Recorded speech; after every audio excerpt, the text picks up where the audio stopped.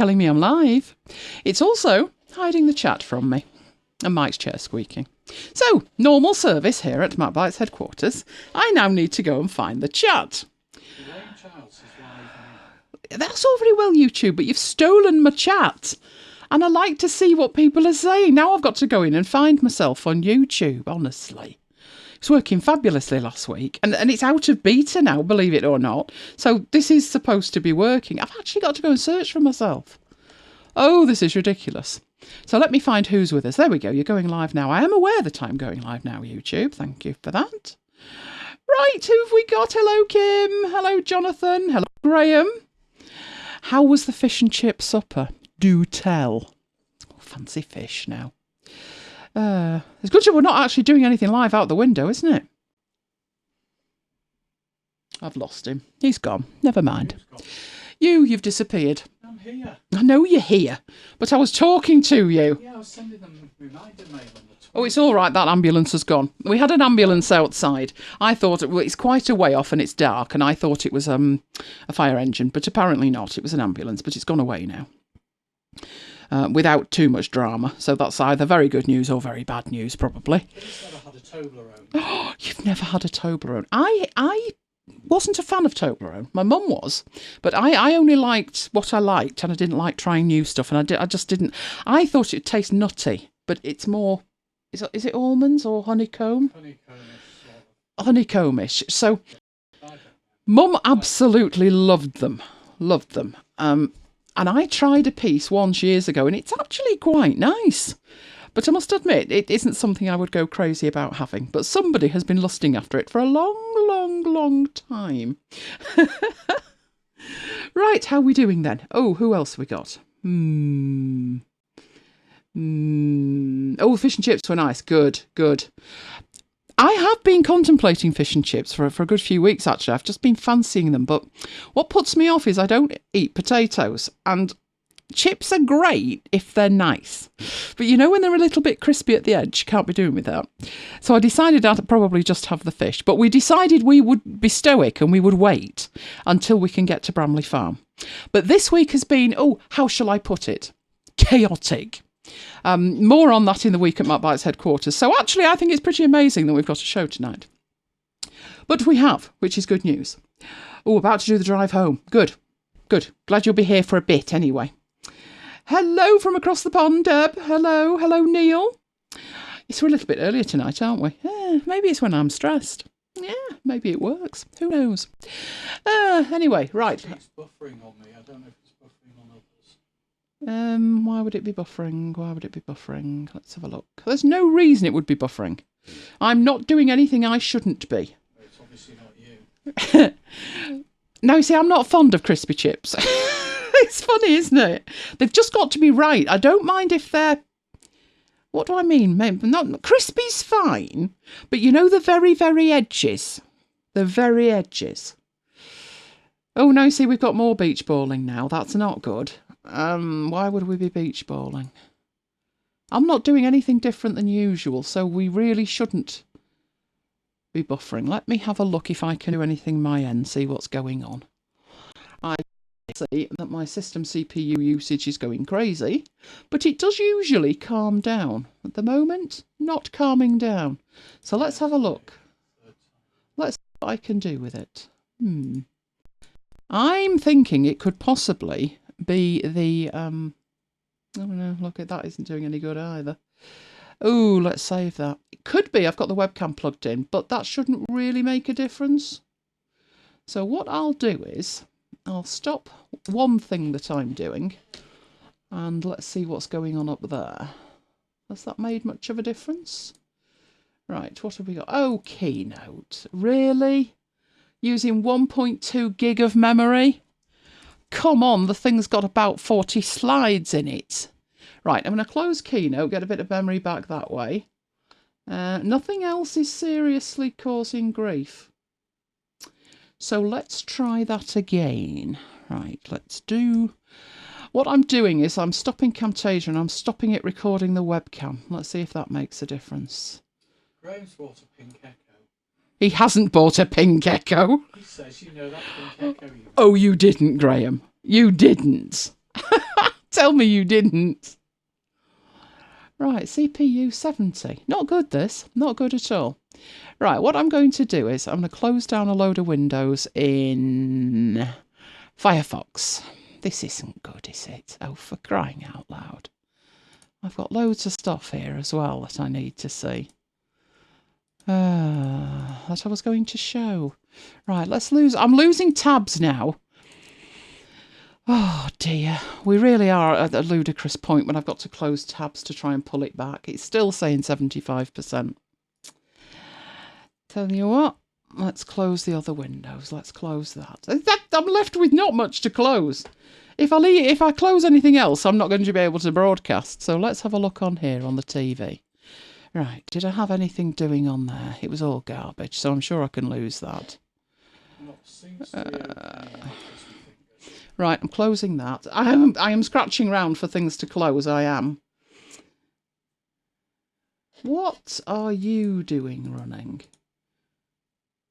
I've now got Mac Update Desktop running, so we'll close that. I'm down to the limit. If I turn anything else off, I won't be broadcasting. So, let's go with that. Let's get this lot out of the way and go with that.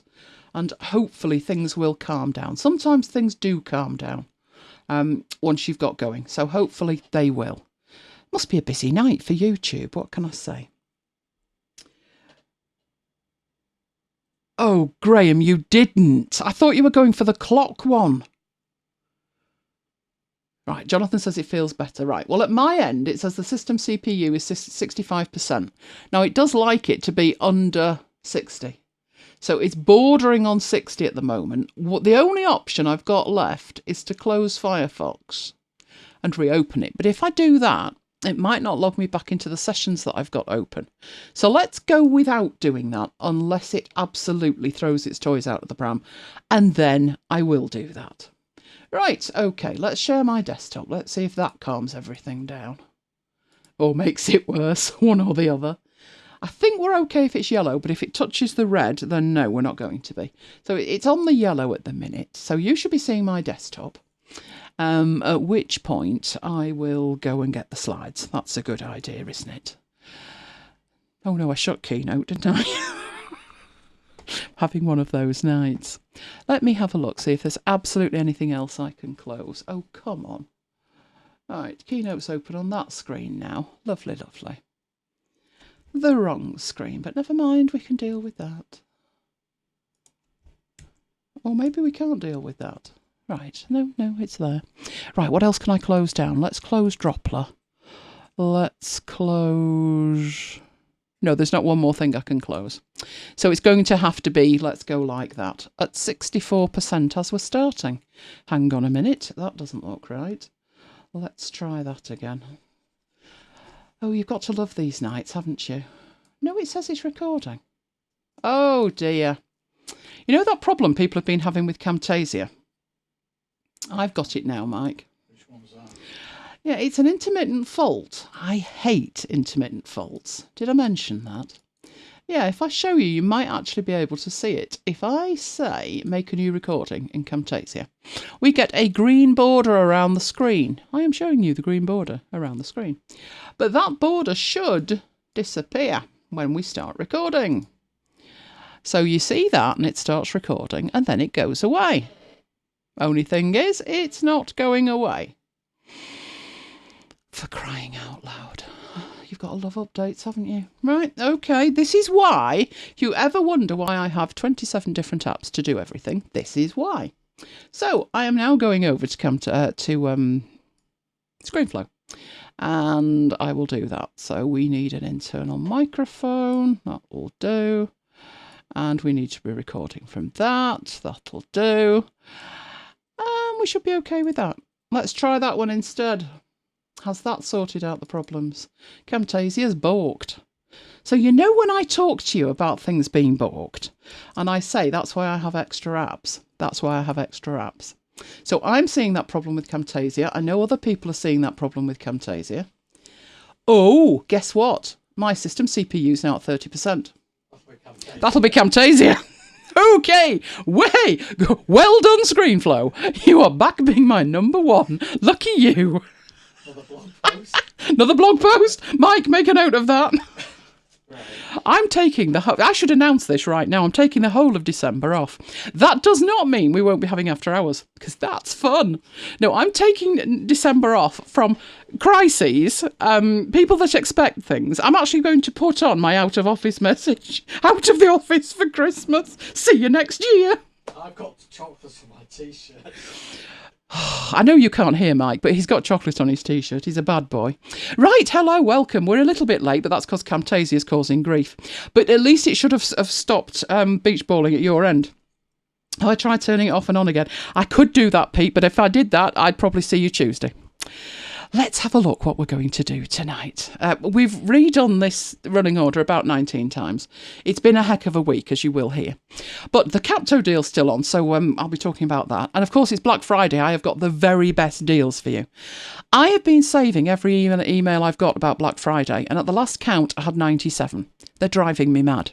So I've got the best ones for you. If you've got any good deals, let us know. Good evening, Carl. Oh, I didn't say good evening to Peter as well. Good evening, Peter. So let us know in the chat.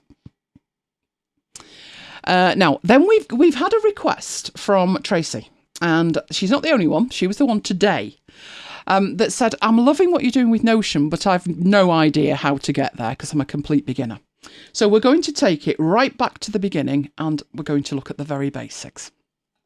But I'm going to throw in some tips and tricks as well. So even if you are a black belt in Notion, I'll bet you there's at least one thing that I'll talk about that you don't know. Then we got our freebies, and then Mike is doing Excel macros. He's thrown his toys out of the pram with the Mac version. I'll leave him to tell you all about that. And then Blog 30, we are drawing to the close, which means the grand reveal of the Scrivener file next week. But we're also going to be talking about Divi because they have the most amazing Black Friday sale. But before you purchase, I have an affiliate link if you would like to do that. That would be most appreciated. I'm going to show you behind the scenes, which is why I didn't want to close down Chrome because I was logged in, but never mind. And show you what you get if you buy during the Black Friday deal, because you get a whole lot of extras. If you are already a member, you get those extras, and if you upgrade, you get those extras. So I'm going to show you what those extras actually are. Oh, Carl got an Echo for £7. How did you manage that? That's nice. I've not got a deal as good as that. I did get some stuff, but we'll see that later. Now, before we get going, we're broadcasting in HD. So down in the lower right-hand corner, make sure you are on HD, or you might not. Well, it'll be blurry. It'll be blurry is the short version of that. So select the best quality down from the lower right-hand corner, and we'll be good to go. A lot has been going on at MacBites headquarters this week. That's my problem. I would much rather a lot less was going on. Saturday. You're wondering, aren't you? You're wondering why I had an office full of balloons. Yes, so was I. Oh, you can see my arm there. And me holding a phone. There is a reason why I had an office full of balloons on Saturday. Who knew balloonology was a thing? Seriously, we needed to know how long helium-filled balloons stay afloat. All very scientific testing going on here, you know. Now, it was actually much more complicated than you would imagine, because the black and gold fared better than the one filled with confetti. But anyway, I said with that, full results next week. On to Sunday. Sunday was good. Sunday, Mike was doing his tea and coffee again at church. But guess what? He got beaten to the Henry. Ian got there first. Which meant... That's a bit of a dodgy picture. It's off a video. But it meant that Mike was on washing up duty. Poor Mike. But his day did improve, didn't it? Did it? He's wondering now what I've got here. Oh, yes, because he went shopping. Yes. He was just wondering how he was going to get the entire pallet back home. I love the fact that there's a book on the pile on the right, as though you decided to yourself you're going to need a book to finish the lot. But he sent me that and said, you know, how many can we fit in? Those are Toblerones, in case you're wondering. But then it was on to Monday, and if I thought the weekend was exciting, Monday beat it. Hollow it beat it. Who remembers? I mean, who can forget? The grand day when we had the police outside my office window. If you can't remember or you weren't here, bit of an incident with the lamppost. And the workman, yes, less work, to be honest. I mentioned at the time we have a service called One Trafford, and they allegedly fix stuff. But as I said to a friend, One Trafford have arrived, never let it be said they don't know how to take the statutory breaks. He even called for assistance, but you'll recall it was left like that. And it stayed like that. For 6 weeks, like that. But a Monday morning I thought, quiet day, because the bin day's been changed to Tuesday, so now Monday is quiet. I can record. Apart from this Monday, where I walked into the office and saw that lot. Yes, One Trafford, you can see it's actually emblazoned all over them. Yes, the One Trafford crew turned up bright and early and promptly caused complete travel chaos. That is actually a fairly main road. If you know the area, and I know Jonathan does, and is it Neil that knows the area? Am I right with that, Mike? Yeah, Neil. Yes, Neil does. That road is Manor Avenue, and it runs parallel with the main Washway Road, the main A56 between Manchester and the M6 motorway. So it's quite a busy road. Not that day, it wasn't. Yeah, people were very, very peeved. I don't think they'd done the thing and told Google, so there was traffic jams both directions. Although they've got their traffic lights out, you can see they also had a van parked on the other side as well, so there was no getting past it. They left. It took them the entire morning, but finally at 2 p.m, we are proudly sporting a new lamppost and bollard. I actually said to Mike, have you noticed it's about 6 foot shorter than the last one? He sort of had and sort of hadn't, because before, as it went dark, he glanced out of the window and thought that the moon had fallen out of the sky. We need to take a photo of that, but he literally thought it was the full moon. No, Mike. No, not at all. So that was my entire Monday ruined. Tuesday. Yes. Remember that balloon testing of earlier in the week? Pro tip. Don't try to dispose of the confetti-filled ones by bursting them.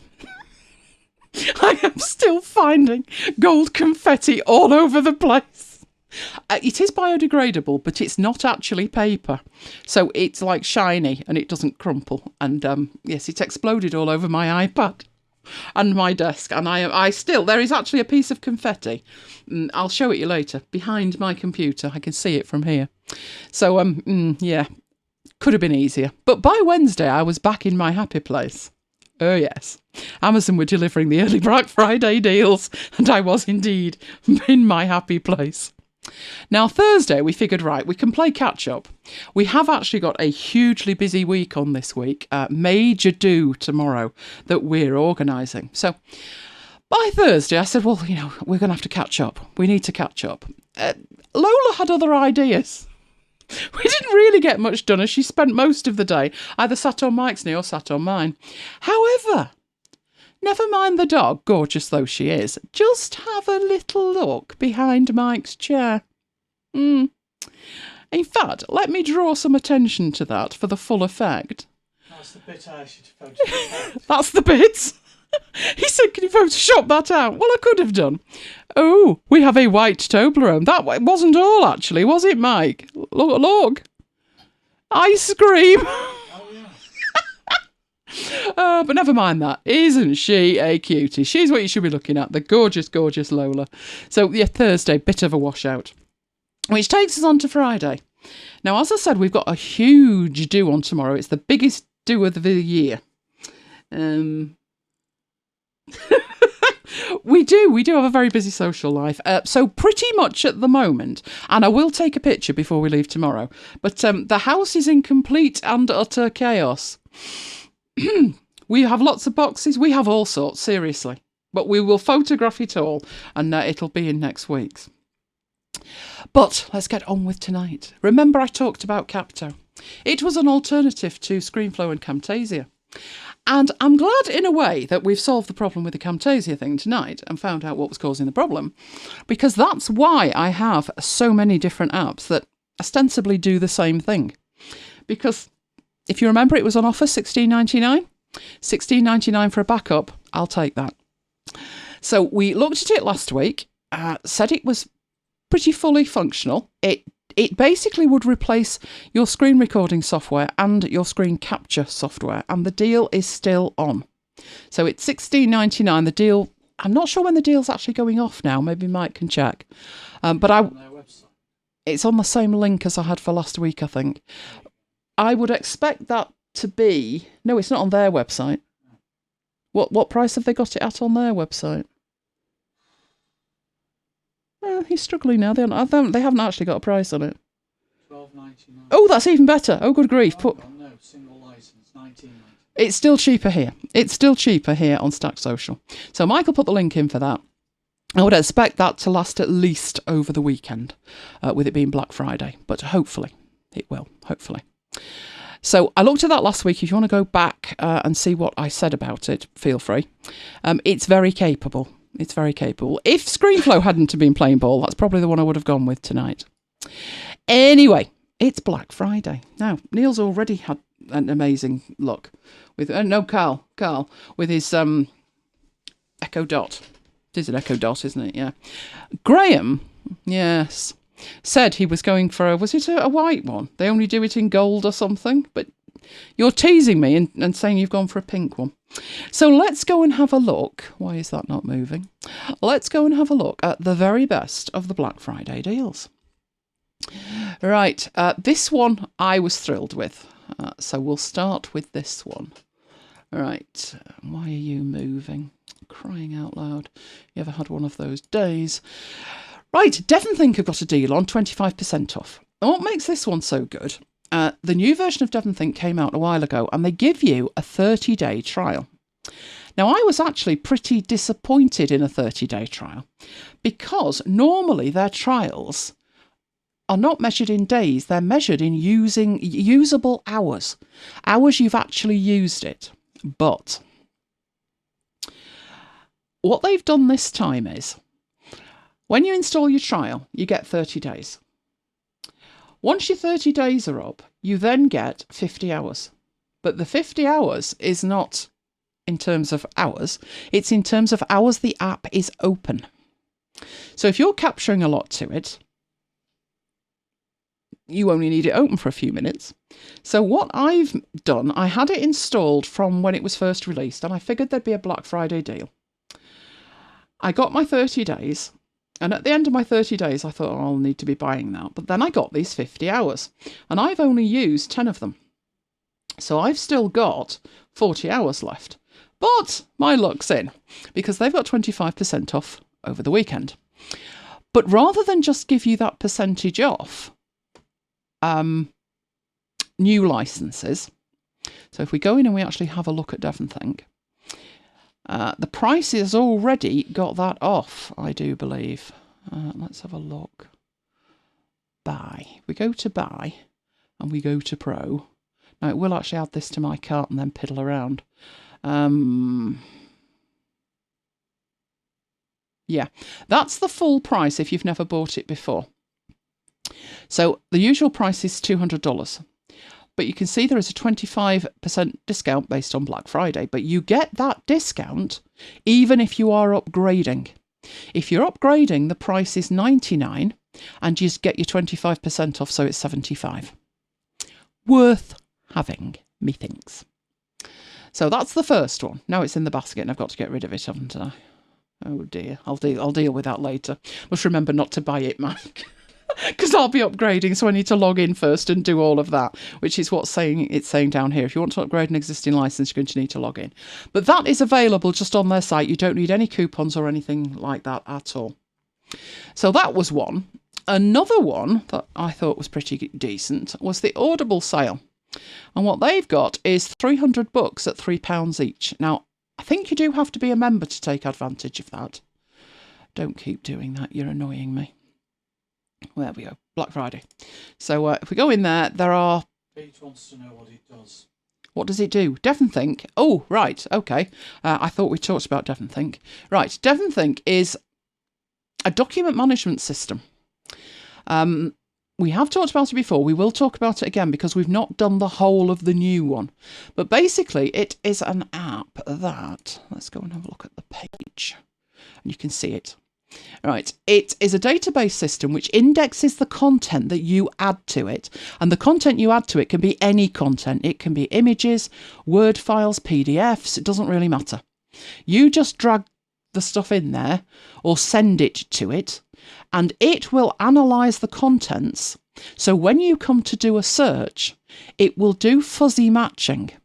So fuzzy matching means instead of just finding something that's got the word like that African stone chat in the title, it will find it in the content. But more than that, it will analyse it. The algorithm that's inside DevonThink will analyse other documents that may not even have the word African stone chat in them.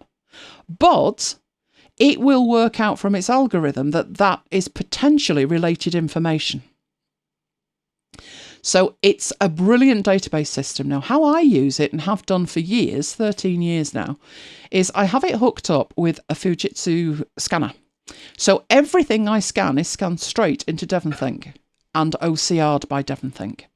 As you can see, there is a mobile version. It's not as fully fledged, but it does synchronise. It's got its quirks, but it does synchronise with it. And the new version came out about 3 or 4 months ago now. Which is why I've been using the trial, and probably not that long actually, maybe 2 to 3 months. And I said that we would do a session on it, and we will, but we'll do that in the new year. But it is a very, very good database system. You can have multiple databases, and it will synchronise across all your machines. So that's what it does. Right, so Audible sale. You see all the books that I like here and the ones that I don't now, but there's actually 17 pages of books for £3 each, which, given that most, it works where you have a subscription. So where you have a subscription, you get a certain number of credits, and those credits can cost you like £7.50 each. And with these being on at £3, you're getting more than 2 books for the price of 1 credit, basically. So definitely worth a look. There's a very good selection of books, and I've actually found quite a few I haven't got. And I do endlessly listen to audiobooks because I can't abide the TV. So I've spent a fortune already. Right. Questions. Could it be useful for home insurance documents? Absolutely it could. It could be used for any kind of documents. You could organise it in any way you liked at all. I'm still using it for the scanned documents. What I will say is for things like house insurance documents, depends if I need to share them with anybody. For years, my own stuff has been in DevonThink, and that makes total sense. But things like insurance documents and maybe car documents might make sense to share with Mike. And to be honest, that would be easier with Notion. But yes, absolutely, you can put any kind of document in you like and organise it in any way you like. You can use folder structures, or you can use tags, or you can use a mixture of both, but I don't recommend you do that because then you'll just get confused. But you could do if you wanted to. It's not a subscription, it is a one-off purchase. The only caveat with it, DevonThink, is it used to be a per person license, and it's now a per computer license. But they do give you, if we go back to the card, they do give you 2 seats. So if you've got a desktop and a laptop, you're covered. The mobile version is totally separate from that, and you can have that installed on as many iOS devices as you like.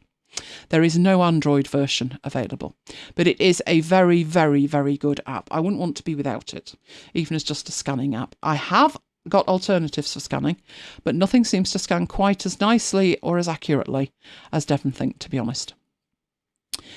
Right, so those were the first 2. Who's been to Amazon? Amazon's scary on Black Friday day. It really is. Oh dear. Best deal, I think, on things like, if we go to the Black Friday sale, there's one on an Echo. If we go into here, I do love some of these actually, but that one's a fairly good deal. That Echo Show at $59.99, because that's actually half price. So it's an 8-inch Echo Show.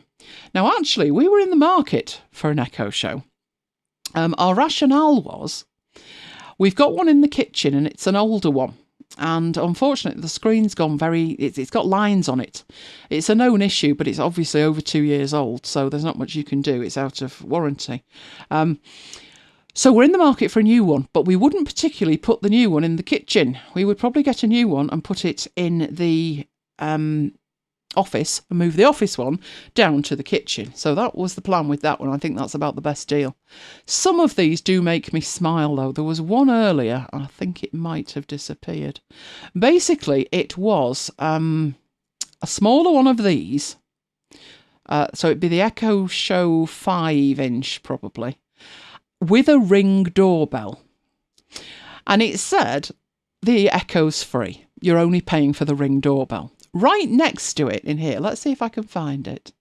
Where would it be under here, do we think? I wonder if it'd be computers and accessories. But right next to it, there was a Ring doorbell. The Ring doorbell was something like £120. And the one that said the Echo was free with it was £150. So do be careful with these sales. They're not always actually cheap. They are pretty devious in terms of putting the price up a couple of days before. So you do really need to be aware earlier of what you're after and keep an eye on the price and see if they do put it up first before they put it down. Oh, you got Divi, Jonathan. Oh, that's going to be excellent because we're going to be covering Divi in more detail. One thing that is reduced that we have talked about before is this little thing here, which was, we covered this on a show, 23rd of August. There you go. I bought that. It's a portable drive. It's a 1 terabyte drive. It's virtually indestructible, if you remember. Comes with a kit, so it works. It's actually USB-C, but it comes with a kit, so it works with the standard USB there. I can't remember if it came with the little hook that hangs it off like that. I don't think it did, but I got a case for it, if you remember, and I put it in a little case. But the good thing with this one, with it being an SSD and rugged and waterproof, it's great to carry around with you, and that is a good price. That was reduced. I wouldn't say from $234, I would say around the $180 to $190 mark, but that has been reduced. So you heard it here first. There's also the 2 terabyte version, and smaller ones if you want a smaller one. So that's a decent deal. What's the Pro version of that? They're a Pro version. What's that one? Ooh, ouch. Whatever that is, I don't know why that would be so much more expensive. That's not grand, is it? So that's a good one to look at anyway, if you are in the market for that. And who isn't in the market for carrying their data around with them? I haven't been impressed, though, by the prices of the SSDs. So you've got a 1 terabyte SSD, which is a SanDisk here. I was buying SSDs for £61 for a 1 terabyte, so I wasn't tempted by those in the slightest.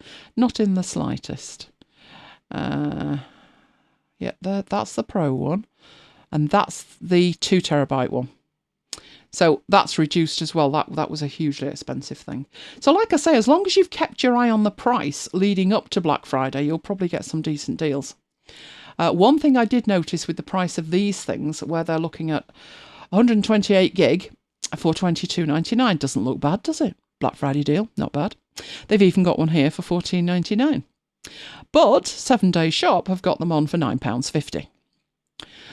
And they're doing a deal 2 for £20. So not the best deal, even though it might look it. Let's have a look over here. I'm trying to read the chat while I go as well. Yeah, a house database between Notion or within it. The beauty of Notion is everything's online for you to get access to, and they don't charge you for storage. So even if you were to take a video of the house and it were 3 gig, you could upload it and you would be no extra charge for it. Oh, you've managed to resist Amazon. It won't last, Jonathan. Cyber Monday will come round and they'll have you. Right, so that was that one. So I'm checking my list. Another one, if you're into learning, that I thought was a decent deal was Creative Live. And Creative Live have got I think it's 70% sale on. Who's ever watched any Creative Live? They do free training. They tend to be 2 or 3 day courses, and they run online live, and then they sell the video later. And they were 70% off. It's not saying they're 70% off now, is it? But they were. And I did get an email that said, we're extending the sale, which always happens. They tell you it's going to be on. Here you go, 70% off, shop here. There we go, all the online classes. So it's all creator stuff. There's a lot of photography stuff. The Fundamentals of Photography is a very, very good one, and that was $1.99 the other day. There's also things like Lightroom and Photoshop, etc. There isn't much in the way of affinity things. And the other things they do are things like social media boot camps and stuff like that. Deb's taking courses with them. So now is a good time to buy if you are interested in anything. So if you've had your eye on something. Now, the other thing they do an annual pass for $150. The problem with the annual pass is when you stop paying, you stop getting access. So it depends whether you want to keep paying or whether you just want to buy as you go. Yes, I'm coming on to Affinity, Pete. I've got them on my list. One of the other ones that I was going to talk about was PDF Expert, which I got an email about. And they told me it was 50% off. I'm assuming, 40% off. There we go. So if you've not got PDF Expert, now I'm also thinking, I wonder if that's off in the... Not that it's going to let me know this, is it? Because, or did I not install it from there? Let's have a look what it says. Is it available in there? Oh, Mike, go and find the price for me of that, because I can't see it from here. It's so annoying. PDFX. Yeah, they don't show you the price once you've bought it to stop buyer's remorse. You would need to go into here and you would need to copy the link and then generally play around with it. So annoying. Has it still got money off? No, it's not. It's $48.99. And then it opens it up again, which was where I came from in the first place. So no, there's 40% off if you buy it direct. Obviously, if you buy it direct, you've got licensing to worry about. If you buy it from the App Store, you can install it on as many Macs as you've got. But, as I say, there is 40% off it. So if you haven't got it yet, it is a very, very good deal to save some money. Right, Affinity was where I was going next. So you're quite right there. The Affinity people have said that they've got 30% off everything. So if there's ever been anything you quite fancy and you've not got round to buying, now is a very good time. So it's not just the software, it's everything. I'm assuming the iOS versions as well. iPad, yes, 30% off. So it's $33.99 instead of $50 and $13.99 instead of $20 for the iPad versions. I've suggested them as a Christmas present. I have got the workbooks. They're quite strange, I find, that in terms of they do have things of tutorials, but they're very specific, like that one there, a fishing rod and a rope. That's fine as long as you want to make a fishing rod and a rope. But you'd have to look at that and take the principles away and then apply it to what you do want to do. And sometimes you don't want to do that.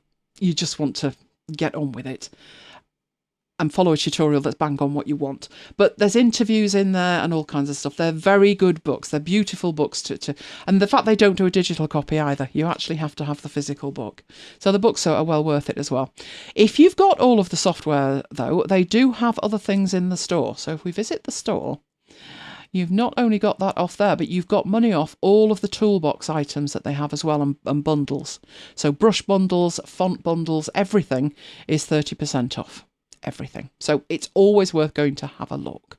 I'm sure I bought quite a few of those last time. I seem to remember nearly bankrupting myself. Oh yes, I did the chunky markers because we did a demo of it. I've got both, Pete. So what I'll do next week, might make a note. I'll get the books out for you and put them under the camera so you can have a look. So if you wanted to know exactly what was in it or whatever like that, let me know. And I can put that under the camera and let you see it. The Affinity books. Yes, the workbooks. Right, okay. Another one, and I know Graham likes these. You like these, Graham. Take Control ebooks. They have got their sale on. They're quite interesting books. They're a little bit more like magazines, to be honest. These were the people who had the book for free for Devonthink. So if we go up here and put Devonthink, I think that one is still completely free. We looked at that a few weeks ago. There it is. It says you own it. I did because it was free and it's still free. So the Take Control ebooks, they're somewhere between about 100 pages to about 300. The Devon Think one at 255 is one of the bigger ones, and it is completely free to everybody, whether you had the original one or not. I got an email first, I think, because I did have the original one. But if you're thinking of getting Devon Think while it's on offer, then you might as well get that book while it's free. So you can get that from there. It's takecontrolbooks.com/devonthink-3. The other books that they have, if you go to the catalogue, they can be quite quirky in that they are like these, you're automating your Mac, and I own that one as well. I'm going to own quite a few of these. But they're very specific. They're very on point. So in a way, they can be like long magazine articles, very highly specific, on point. I do remember buying the networking one a while ago. And I was trying to get my airport set up, and it was having none of it. So I remember thinking, oh, that's going to be just specific to the airport. And it was very, very good. Didn't solve my problem, but I think that was Virgin related. But as you can see, the sale's on. Stuff's been reduced basically to half price.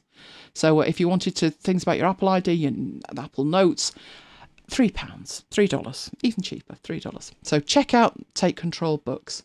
They are very, very good.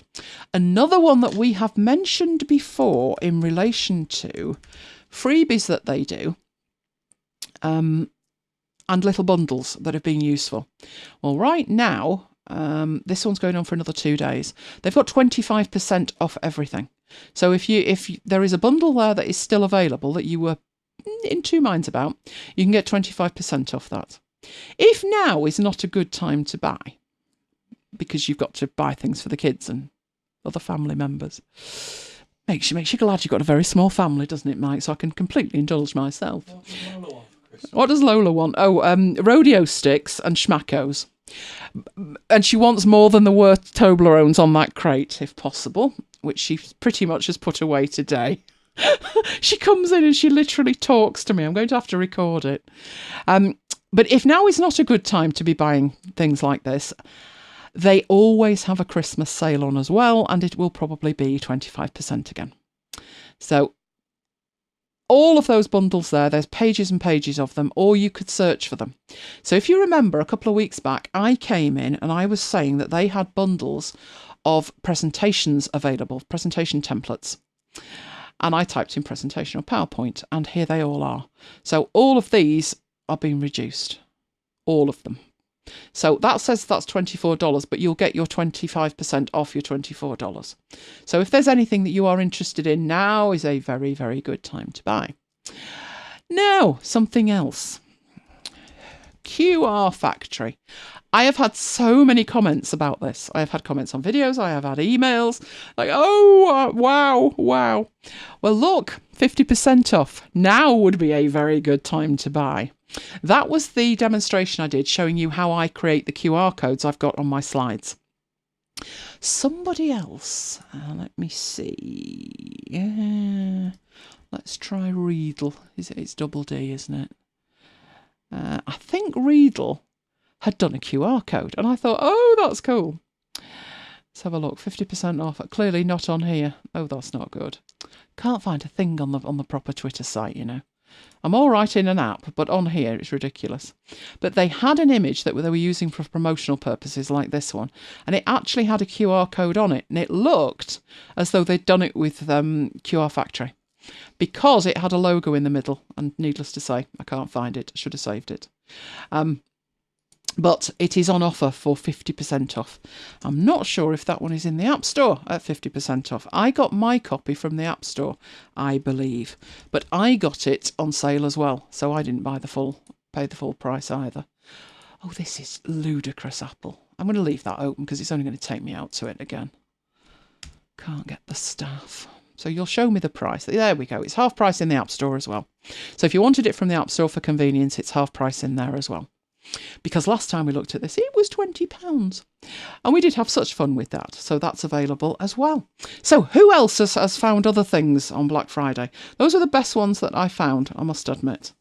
I have been inundated, like I've said, literally inundated, but those were the best ones. I'm actually at the stage where I'm beyond saturation point with it, and I'm feeling like Jonathan said, I've left Amazon alone. I've literally just ignored them because it's just too much. it doesn't feel as though they're grateful in the slightest. It feels as though they're hijacking Black Friday. I know it's terrible, but that's what it feels like. I think if I was really seriously in the market for whatever it was that they were offering, I'd be excited. And I must admit, as soon as I knew the Devon Think one, which they let us know early, that it was going to be available, I thought, well, I was waiting till Black Friday just to see. So yeah, that one I would definitely buy. And as I said, I bought some of the Audible books, and I have ventured near Amazon for the odd item. Divi, you've got Divi, Jonathan. That's awesome. Right, so let's move on from there. What was I looking at next? Put my keyboard out of the way now, and I have no idea what's next. Oh, it's Notion for newbies. Right, so as I said, we got contacted by more than one person. And you like what you see, apparently. But it's like, whoa, how did you do that? And when I do a demo of Notion, I'm very mindful of not starting at the beginning. For those that are like, I've seen this 20 times, let's not start at the beginning. But I thought, right, okay, we will go back to the beginning and we will start completely from scratch. We looked at it for the first time about a year ago. And I was very excited, very, very excited, because about a year ago, if you remember, we were starting After Hours. It started off as a single show, and it was because we'd got really hacked off with Apple, and we wanted to have basically what we call a MacBites Live, which is we usually follow an Apple event along and we chat, but they were causing us complete grief by every event being worse than the last one. And we wanted one that, what was I saying? Yeah, we wanted one that was just us chatting and them not spoiling it with games demos, which reminds me of next week's event, but we'll talk about that later as well. The thing was, we really enjoyed it. You really enjoyed it. You wanted more. So we put another one on. And I said to Mike, we can barely manage MacBites. How are we going to do this every week? And it was Notion that enabled us to do it. But when we started off very basic. So Deborah says, I went back and watched the Notion clips in the list. I'm well on the way. They were great. Well, I'm glad you found that useful, Deborah. What I'm trying to do with this session is take it right back to the basics, but throw in some useful tips as well along the way. Because that's why, if you remember last week when I talked about a learning management system, and I said, I've got these Hindenburg videos, and every now and then I go back and I rewatch them, and I take something different that's critical to me at that point, which I kind of glossed over the first time because I wasn't doing that with it, or I didn't have the need for that feature. So I'm trying, when I started with Notion, I knew exactly what I wanted it to do. I wanted it to replace ZenKit. If you've never heard of ZenKit, but you've heard of Trello or Asana, ZenKit's like that on steroids. So it was basically a Kanban board system, which is columns with cards. And usually, the columns are to do, doing, done. That won't get a MacBites done, believe you me. There's two of us using it. We have different sections in the show. We needed something that we could pivot the information. And that's why we moved to ZenKit. But then I tried Notion, and I must admit, I hit a brick wall with it. So when I start showing it you tonight, I'll explain what the brick wall was that I hit with it. But I went back to it, and this time I approached it in a different way. Don't go to Notion and think, oh, it's this, it's X, or it's Y, or it's Z, because it's not. It's a Meccano kit for you to build whatever solution makes sense for you.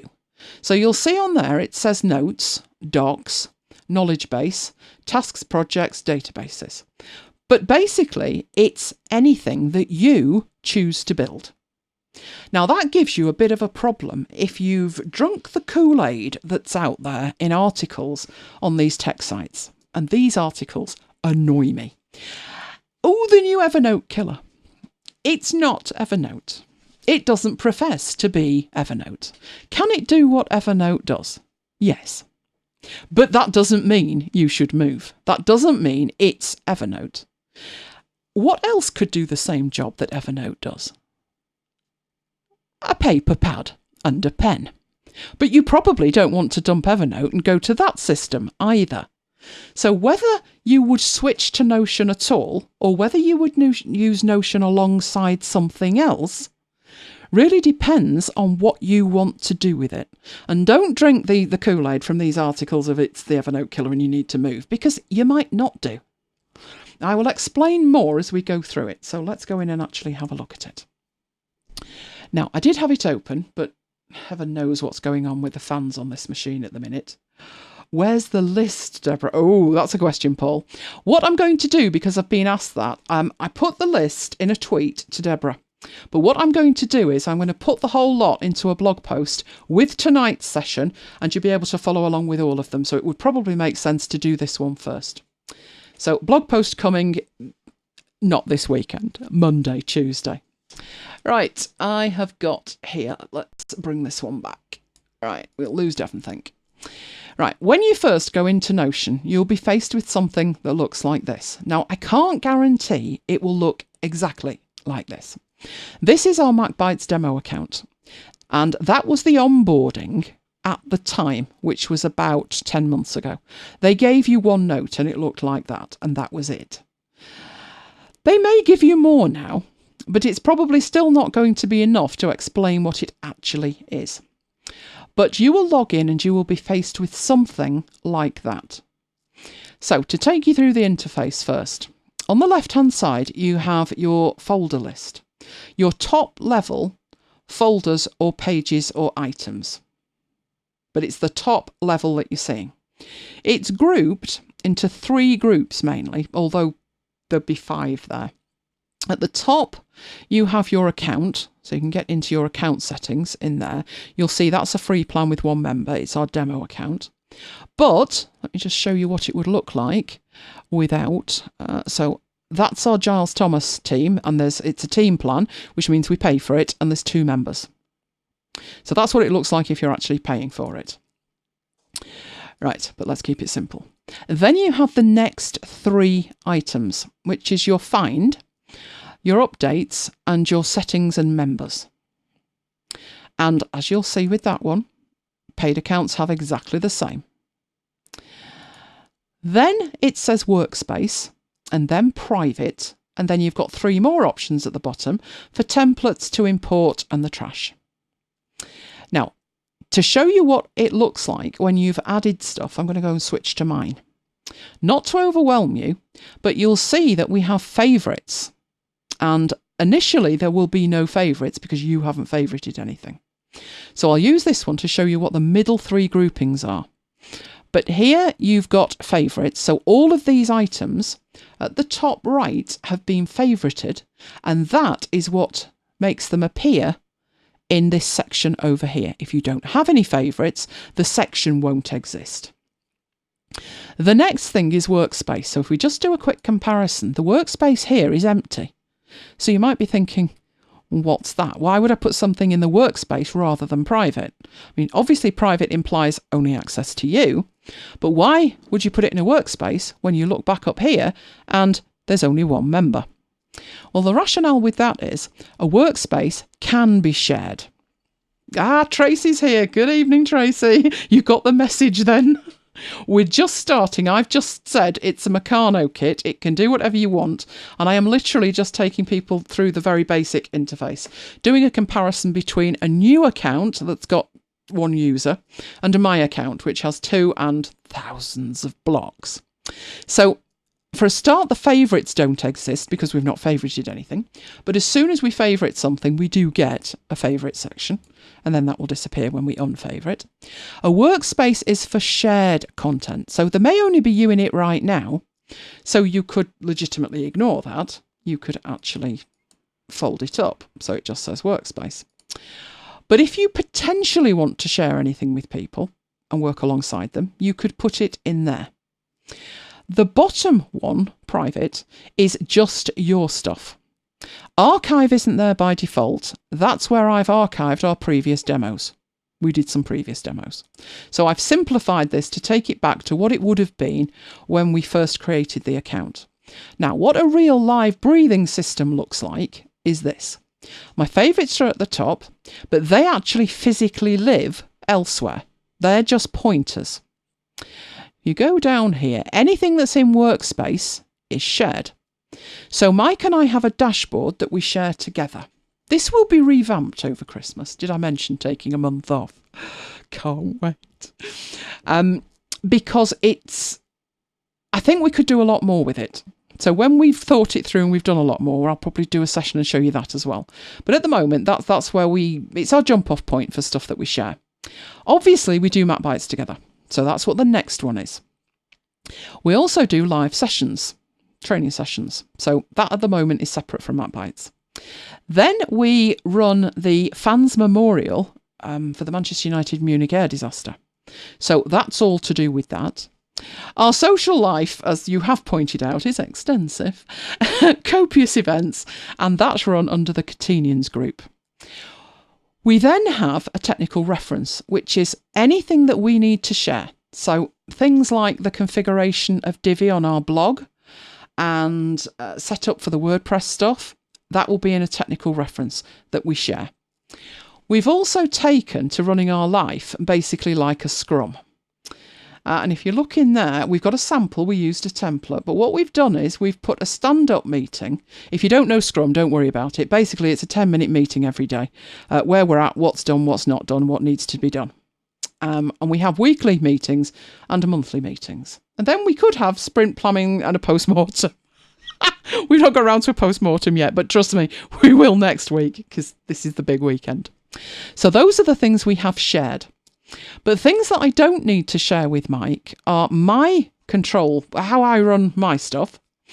I don't need to share my content creation system or my personal development or the courses I create or my projects that I'm working on or my reference stuff. Unwork is things like books, movies, TV series. So he doesn't really need to know about that either. And that's the engine room. Now, I've shown you the engine room before.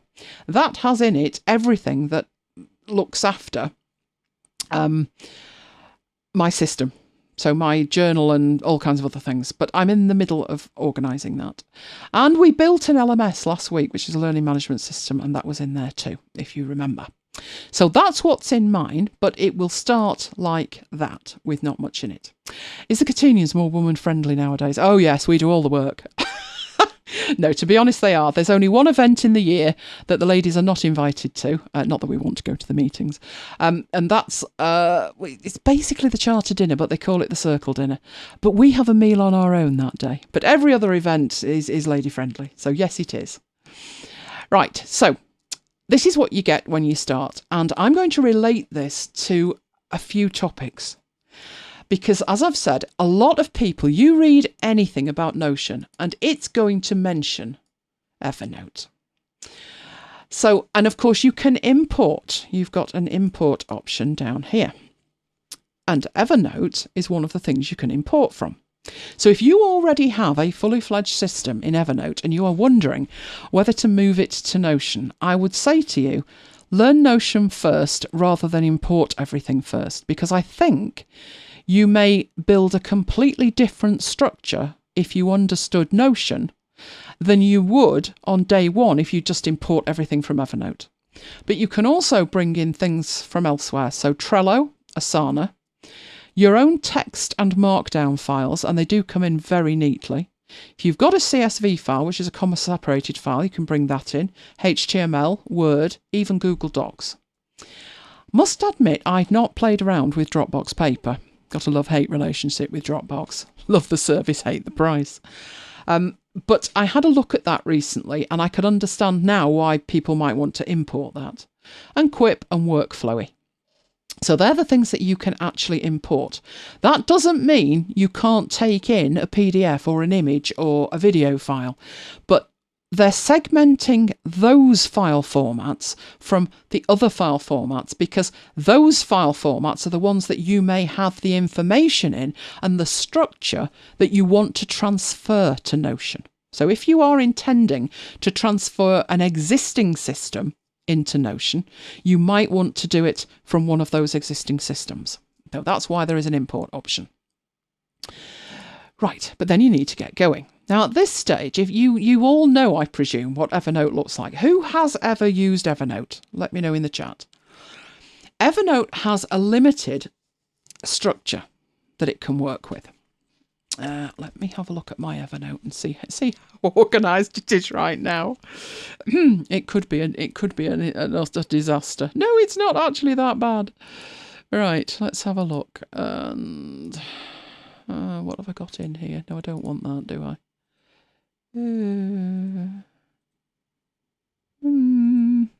Just having a quick look at it. It's not brilliantly organised, I'm afraid. Not fabulous. But let's have a look at it. I'll bring it across and we can have a look at it. I can see things coming in, but I can't actually read them yet. Right, let's have a look at that. Dual monitors on WebEx, that's a good one.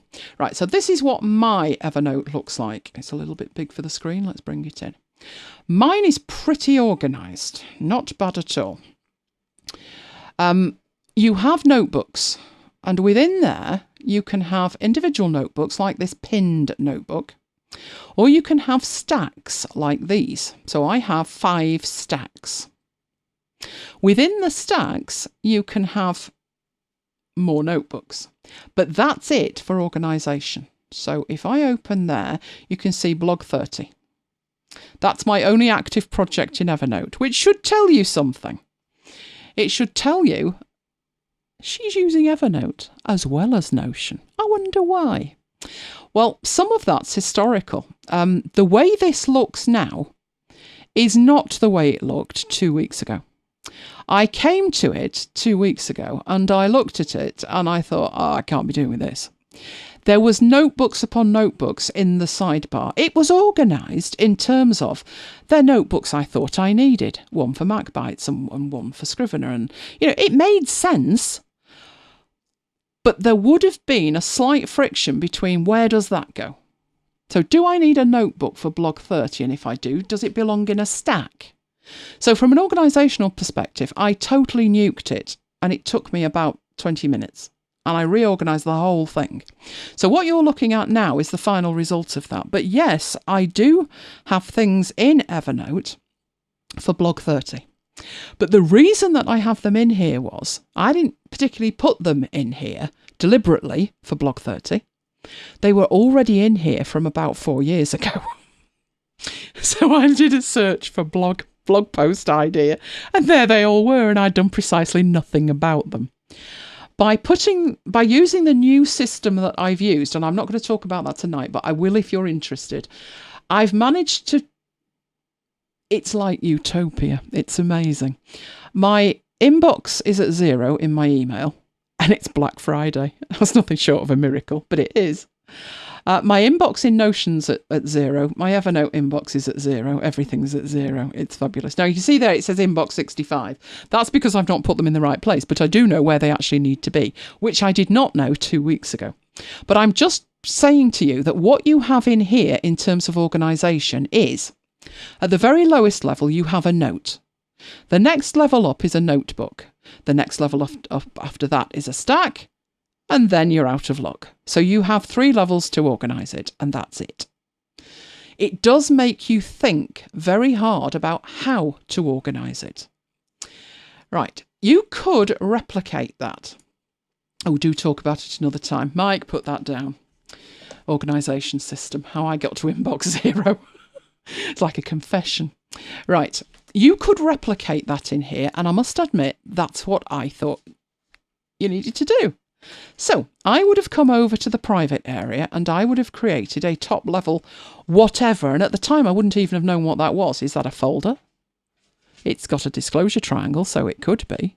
Oh, no pages inside, looking like a folder then. But in Notion, everything they would say is a page. Everything's a page. But a page can contain other pages. And you're not limited in terms of how many levels down you can go. Now, that could be good news or it could be really bad news. It depends how diligent you are in creating a system. And that's where I wasn't brilliant, but in Evernote, I now have a system. So if I fold up my projects, you can see I've only actually got at the top level 7 notebooks or 7 top level items. That shared one is more historic than anything, so I don't actually need that. And I don't actually think I need the pinned. I could do pinned a different way. Instead of putting them in a pinned notebook, I could actually file those things where they're supposed to go, like blog ideas, and then create a view. I could use my shortcut view here to create one. You see, I've got one for pinned anyway. So I could do it that way. Don't you get lost with many levels? You could do, Tracy, but depending on how you organise it, you might find that the levels are better, that it's better to have fewer top level items and drill down, like focus through them. If you take this for example, I'm not going to get into the system, but if I didn't have these top level folders, because Mike said exactly the same, you're adding more layers and I don't like that. But if I didn't have this system, where would I find blog 30? Well, it would be a top level notebook. Well, it would be if it's an active project, and then where would it go? Because on that basis, everything would be a top level notebook, and you've only got 2 levels to play with. Well, at the moment, it's a project. Eventually, it will move into an archive because it won't be an active project, so it'll be archived off.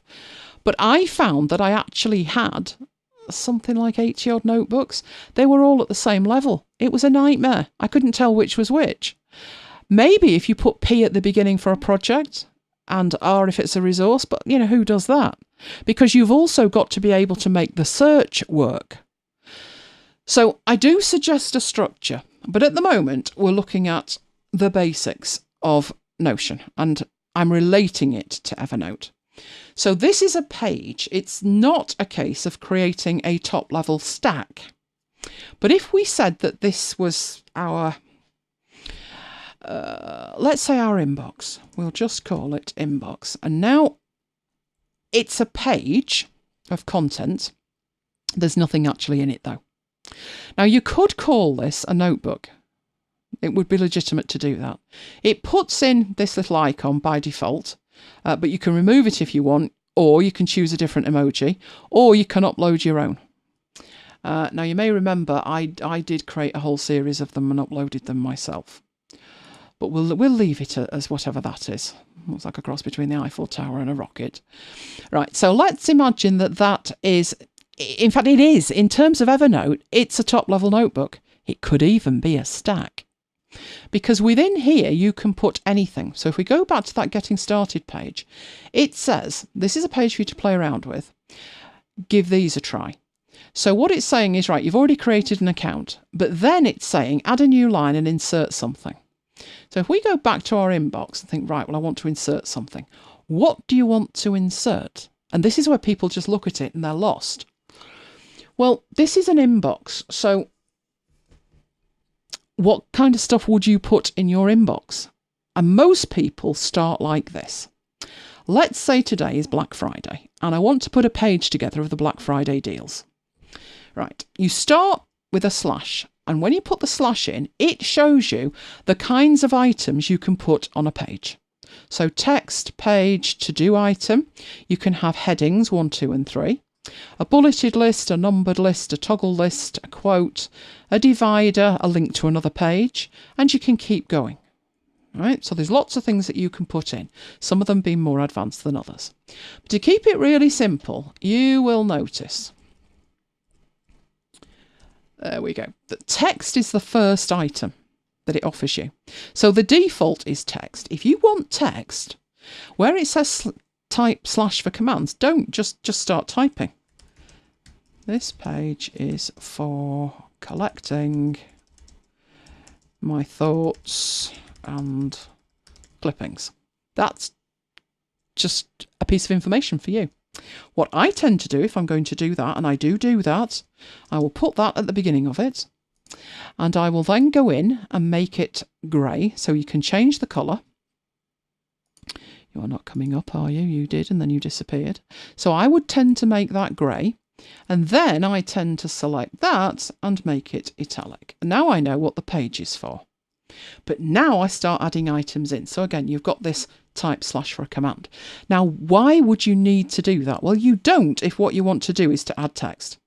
So if I were to put adding text, you just start typing and that's it.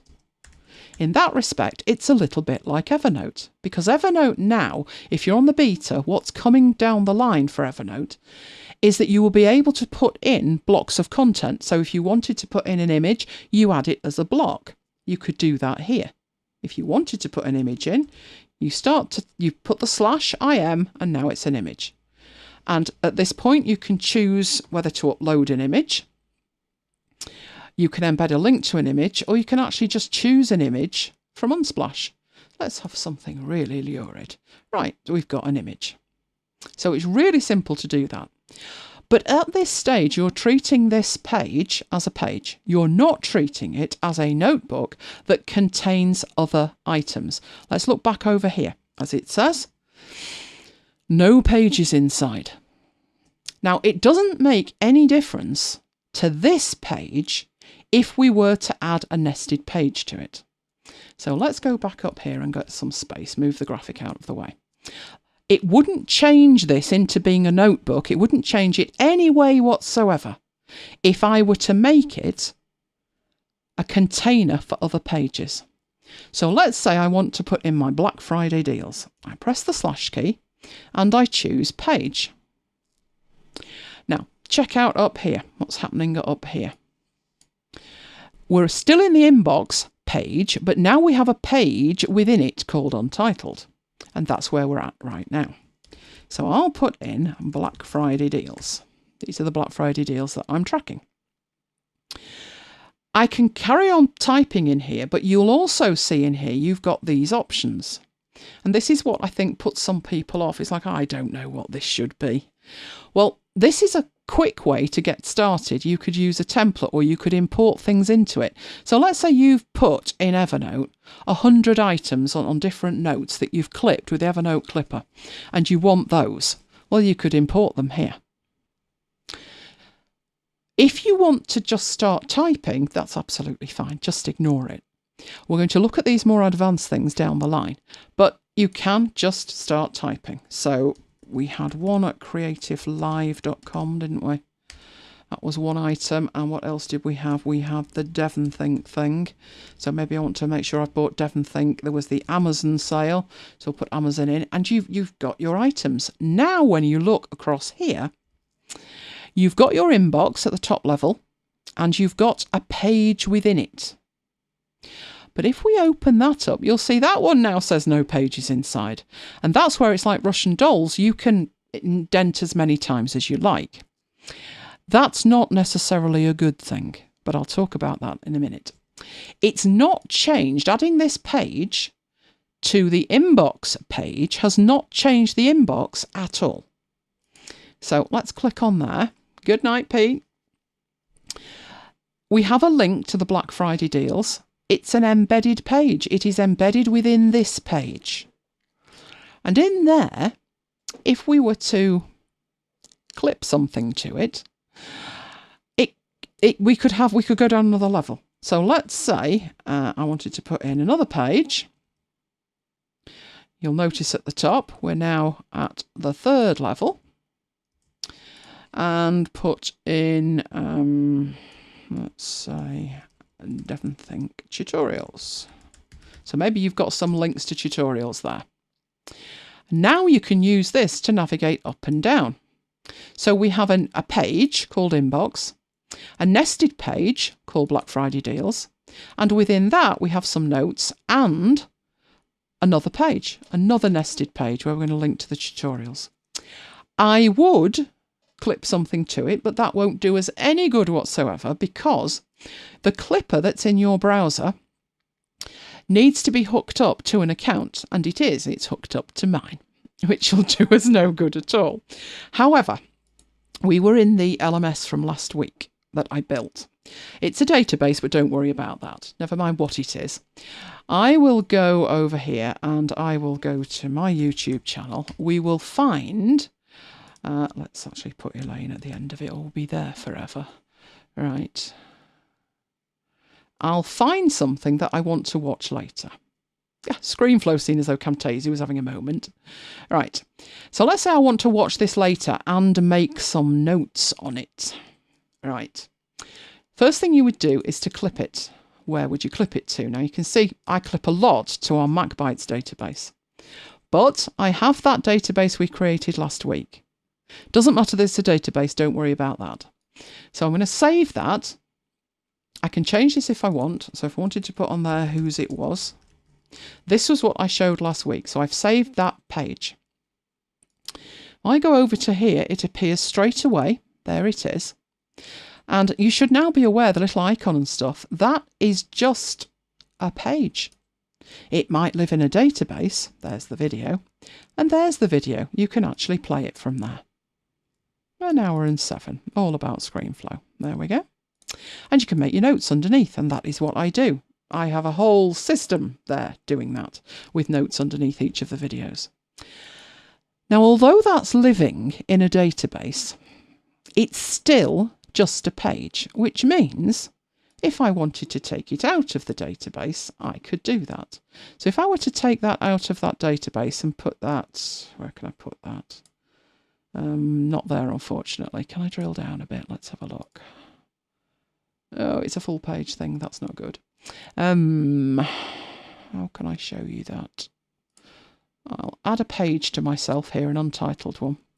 I will go back to where I was, and I will grab that ScreenFlow thing, and I will put it on my untitled page. It takes it away from the learning management system, and now it's just a page nested in here. So this could be ScreenFlow Research. And it's just a page. It works exactly the same way. There's the video. There's my notes underneath.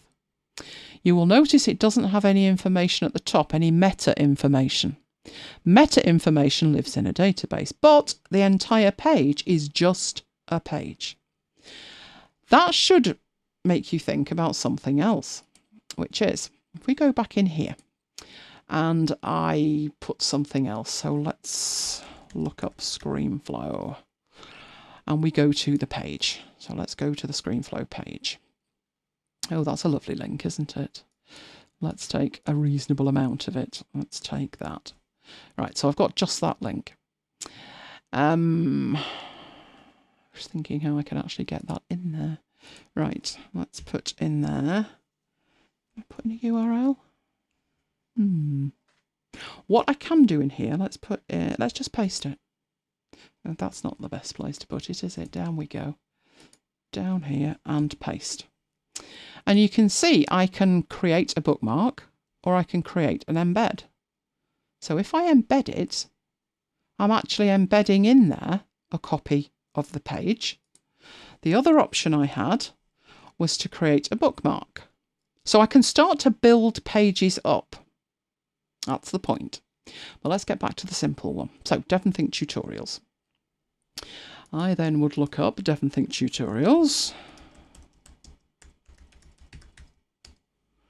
And hopefully we'll find some tutorials. There we go, from DevonThink. In German, that's really helpful. What have we got here? Syncing via Dropbox and WebDAV. Yeah, that's useful, isn't it? So I've got a post there. Take a copy of that or clip it and put it on that page. So in here, paste it in. Let's create a bookmark. So that's one way of building up pages within Notion. That's the idea. But what will happen, oh, I was putting that there, wasn't I? Let's create a bookmark there. Right. What will happen, because this is what happened to me, you'll start to lose things. Because, as was pointed out with Tracy, what if there gets to be too many levels? You're quite right. That's why, if you're going to use anything like Notion, Evernote makes it easy for you. It says to you, you have the top level of a stack. Within stacks, you can have notebooks, and within notebooks, you can have notes. And that's it. So it makes it really easy. You don't have to think above what stack shall I put this notebook in and what notebook shall I put this note in. And that's it. You don't have to think. Notion works better when you do think. And you need to be aware, if you're going to use Notion effectively and become more efficient with it, you will reorganize constantly. Like I've just said to you, I'm not too happy with the dashboard that Mike and I are using. It could be better. It could be better in terms of there could be more stuff on it, and then it would be more useful. Let's have a look at that. Let me show you the dashboard. This is revision 1 of the dashboard. Links for shopping. Now, why that's a links database is, while I'm surfing away, if I find something I want, I clip it, and it goes automatically in that shopping database. And then I'll say to Mike, can you get me 2 of these? This is our weekly menu plan. We do that every week. Mike's just created the referral codes, but it's just a page. Our mail manager is what we use to send the mails out. And our printing system is where I say to Mike, can you print me 40 copies of this? And it goes in there, and then he toddles off and he prints them. The archive down here is stuff that we're not particularly using at the moment. So ABBA songs, you're wondering, aren't you? We sent out an email. What was that for, Mike? Oh, it was for the ABBA event. We went to an ABBA tribute concert, and when we announced it to our social group, because we're in charge this year, as you probably know, I said, let's write it with a load of songs in it. So it said like, I can't remember now. Give us your money, money, money. Oh, yeah. So if you want a book, give us your money, money, money. No, gimme, gimme, gimme your money, money, money. What else was there? It was so funny. What we said to them was, how many ABBA songs can you find in there? And what was the funniest thing was we signed it, Elaine and Mike. And there is an ABBA song called Elaine, and that was the one most people missed. But there was things in there like, let's make it a happy new year and all that kind of stuff. So that's what that is. We also went to a conference called Pod UK, and the notes for it are in there. But that dashboard, it's not doing us justice. It really isn't. We could do so much more with it. But the problem is you don't want to drill down too much. And if you look inside there, we've got all of these. And within there, we have a database, and within there, we have pages, etc. You've got to be careful when you're building it that you don't go too far down, too many levels deep. Just thinking I didn't do that one. That was the one I didn't do. Right, so when you're building it, you need to think about that. That's why, to help you avoid sidebar overload over here, there are other data types that you can use. That's where the databases come into it. So if we imagine with these Black Friday deals, we've got the Devon Think one, so we've done that one, haven't we? Let's go and get them all. So let's go and get the Amazon one. Let's find a link for something. An Echo Dot that's not pink, Graham. Look, I haven't bought that. It doesn't say I've bought it. I haven't bought that yet. It would be rude not to, wouldn't it? £4.40 a month, but I must refrain. So over here, I come in and I make a page. So I'm making a page for Amazon, spell it right, woman, the Amazon dot. God, what's it done? It's made another page. We don't need that one.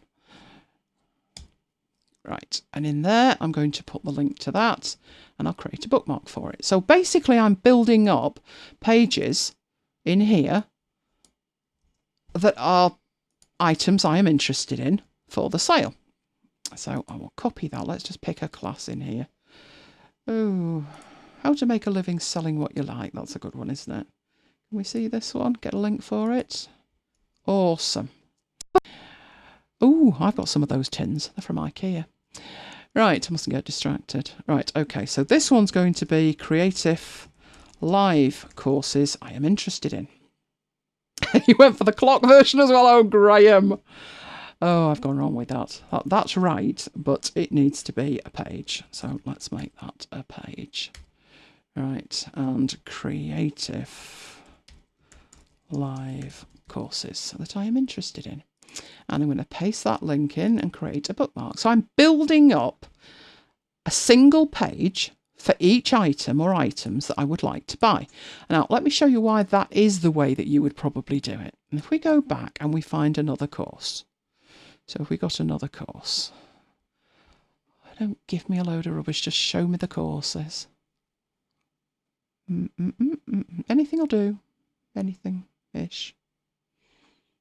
Fundamentals of photography. It's a good one, that. Right, very, very detailed. Right, let's go up there and let's put that one in. So what you're doing there is exactly what you would be doing in Evernote. Inbox is the top level, the stack.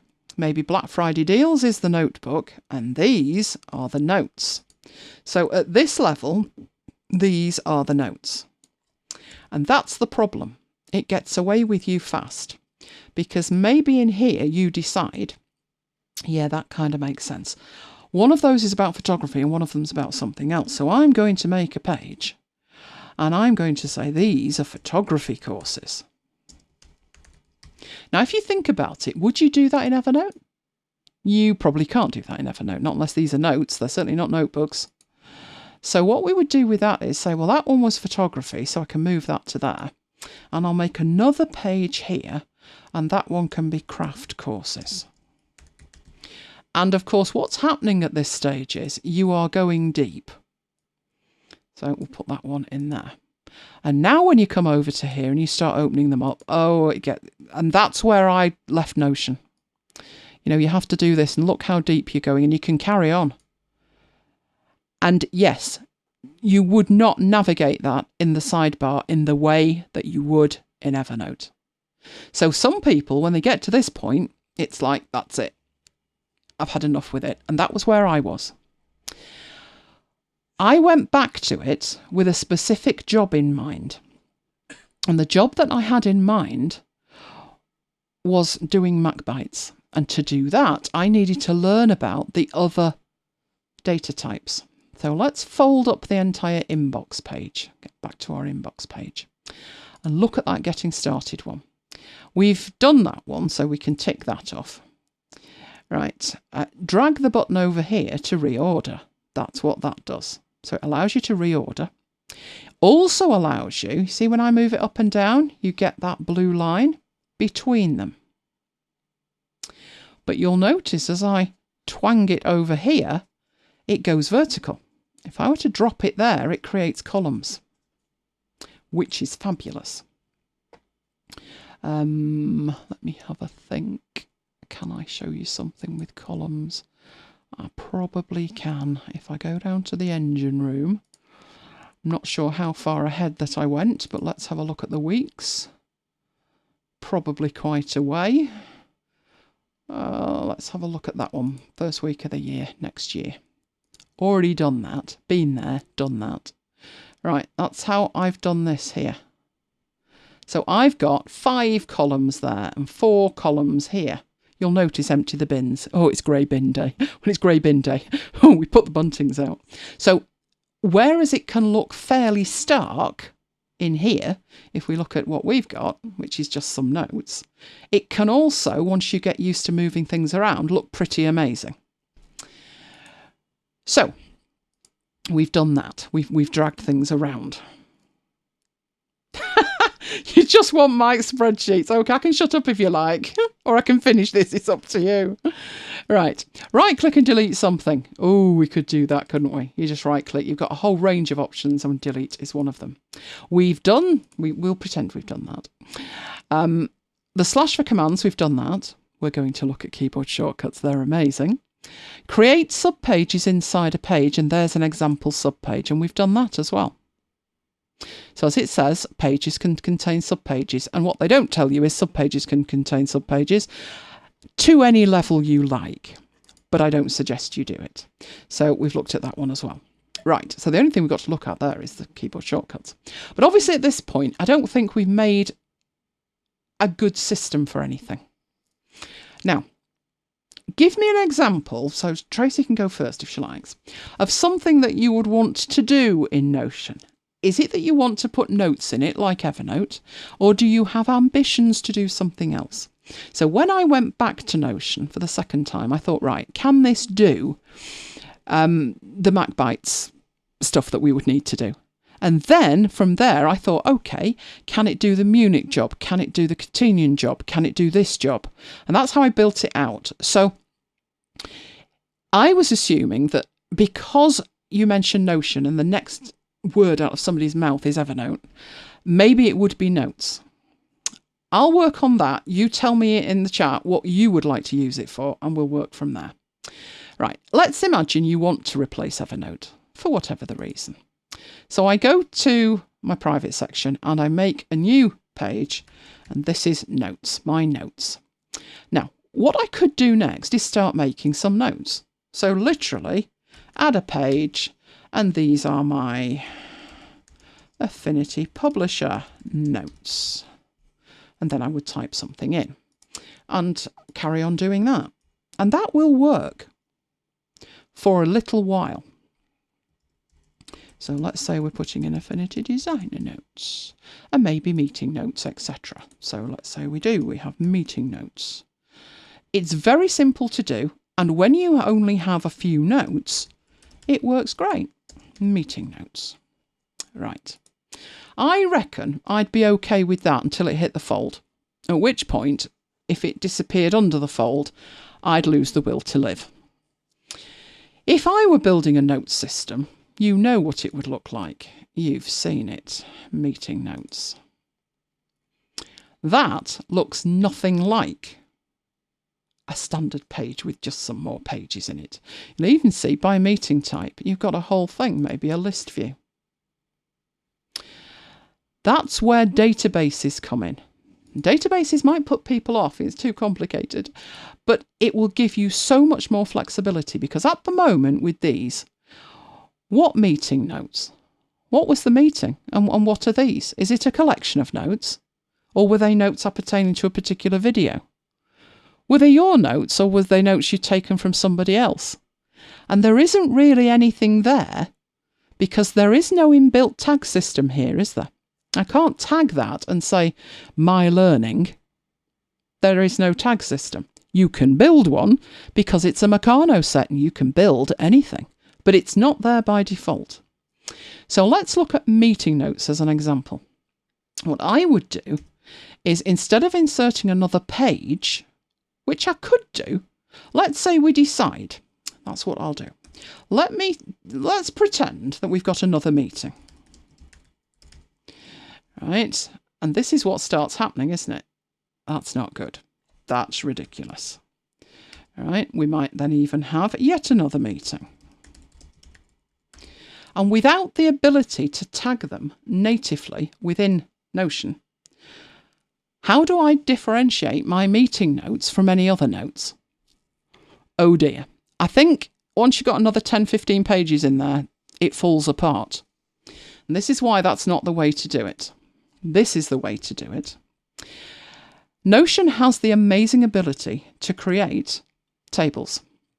Now, when I typed IN, I want an inline database. There are two types of databases. There are ones that take up an entire page, and there are inline ones, and I'm making this inline for simplicity.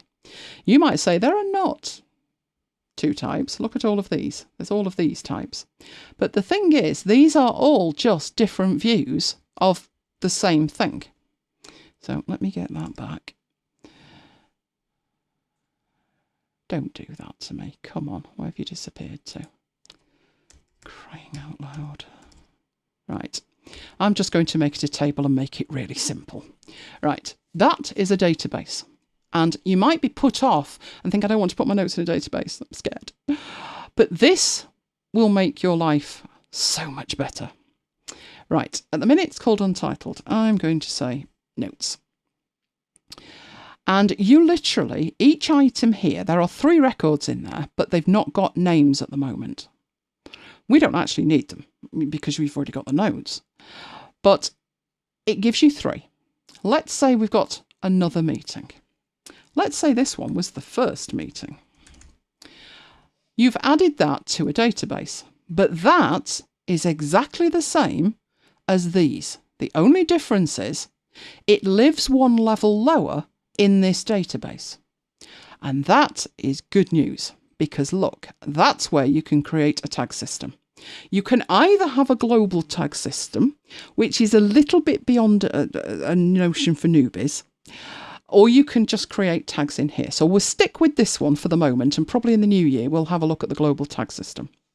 But that first meeting that we want to make notes about, let's click on open, and it opens a page. You see it says open as page?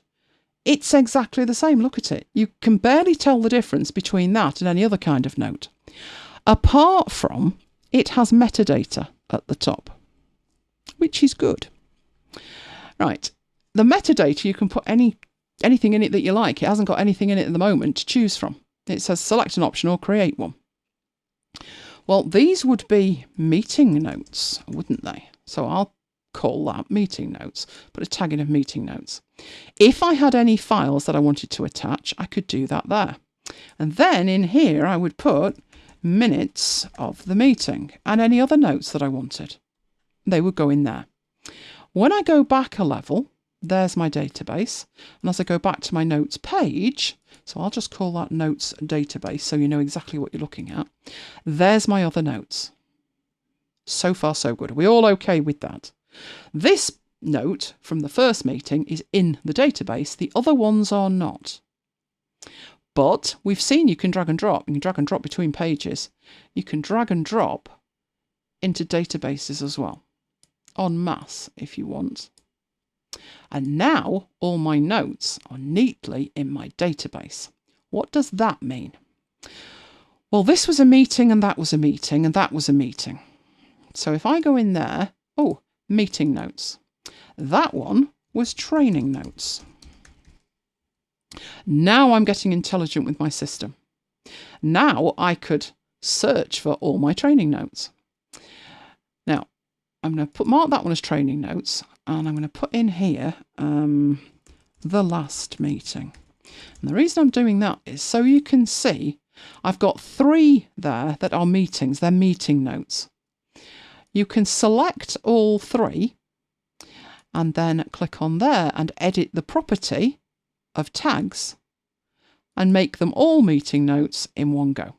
So if you were doing this with sort of 50, 60 or even 500 items, you can mark them all up. You can change the value of any of the fields in one go. Right, let's put in the very last meeting. We hope on that project and then make that meeting notes. Now you're building up a system. Why this is important is because you're looking at that at the moment and there's other things that are not there. And in Evernote, they wouldn't be. In Evernote, let's see how we do this in Evernote. Let's bring this back. We're in our pinned and I'm going to make a new note. Meeting notes. Right. What meta do I have about this? The fact that it's a meeting note. From what meeting? Oh, right. Let's say it was a production meeting. And when was it? Oh, right. Good point. Need the date in there. I can put the date in as... That's how it would be in our country. That's not going to sort well. In America, oh yes, they turn it round. We have a name for that, but I won't repeat it. Right, that'll sort. Yes, by month it will. It won't sort by year. So what I do is Mike and I use a completely different date format. There you go. That's what we call a sort date. That'll sort properly. For meeting notes that are for a production meeting and then by date. Awesome. That's a little bit of meta. Right, we need to add a tag that would then be meeting notes. What else? What else would you need to know about a meeting? And a lot of people just start making notes in there. Notes from the meeting. But that's not great. And Evernote have realised that, and they now allow you to use templates. And one of these will be meeting notes. Now we're rocking and rolling.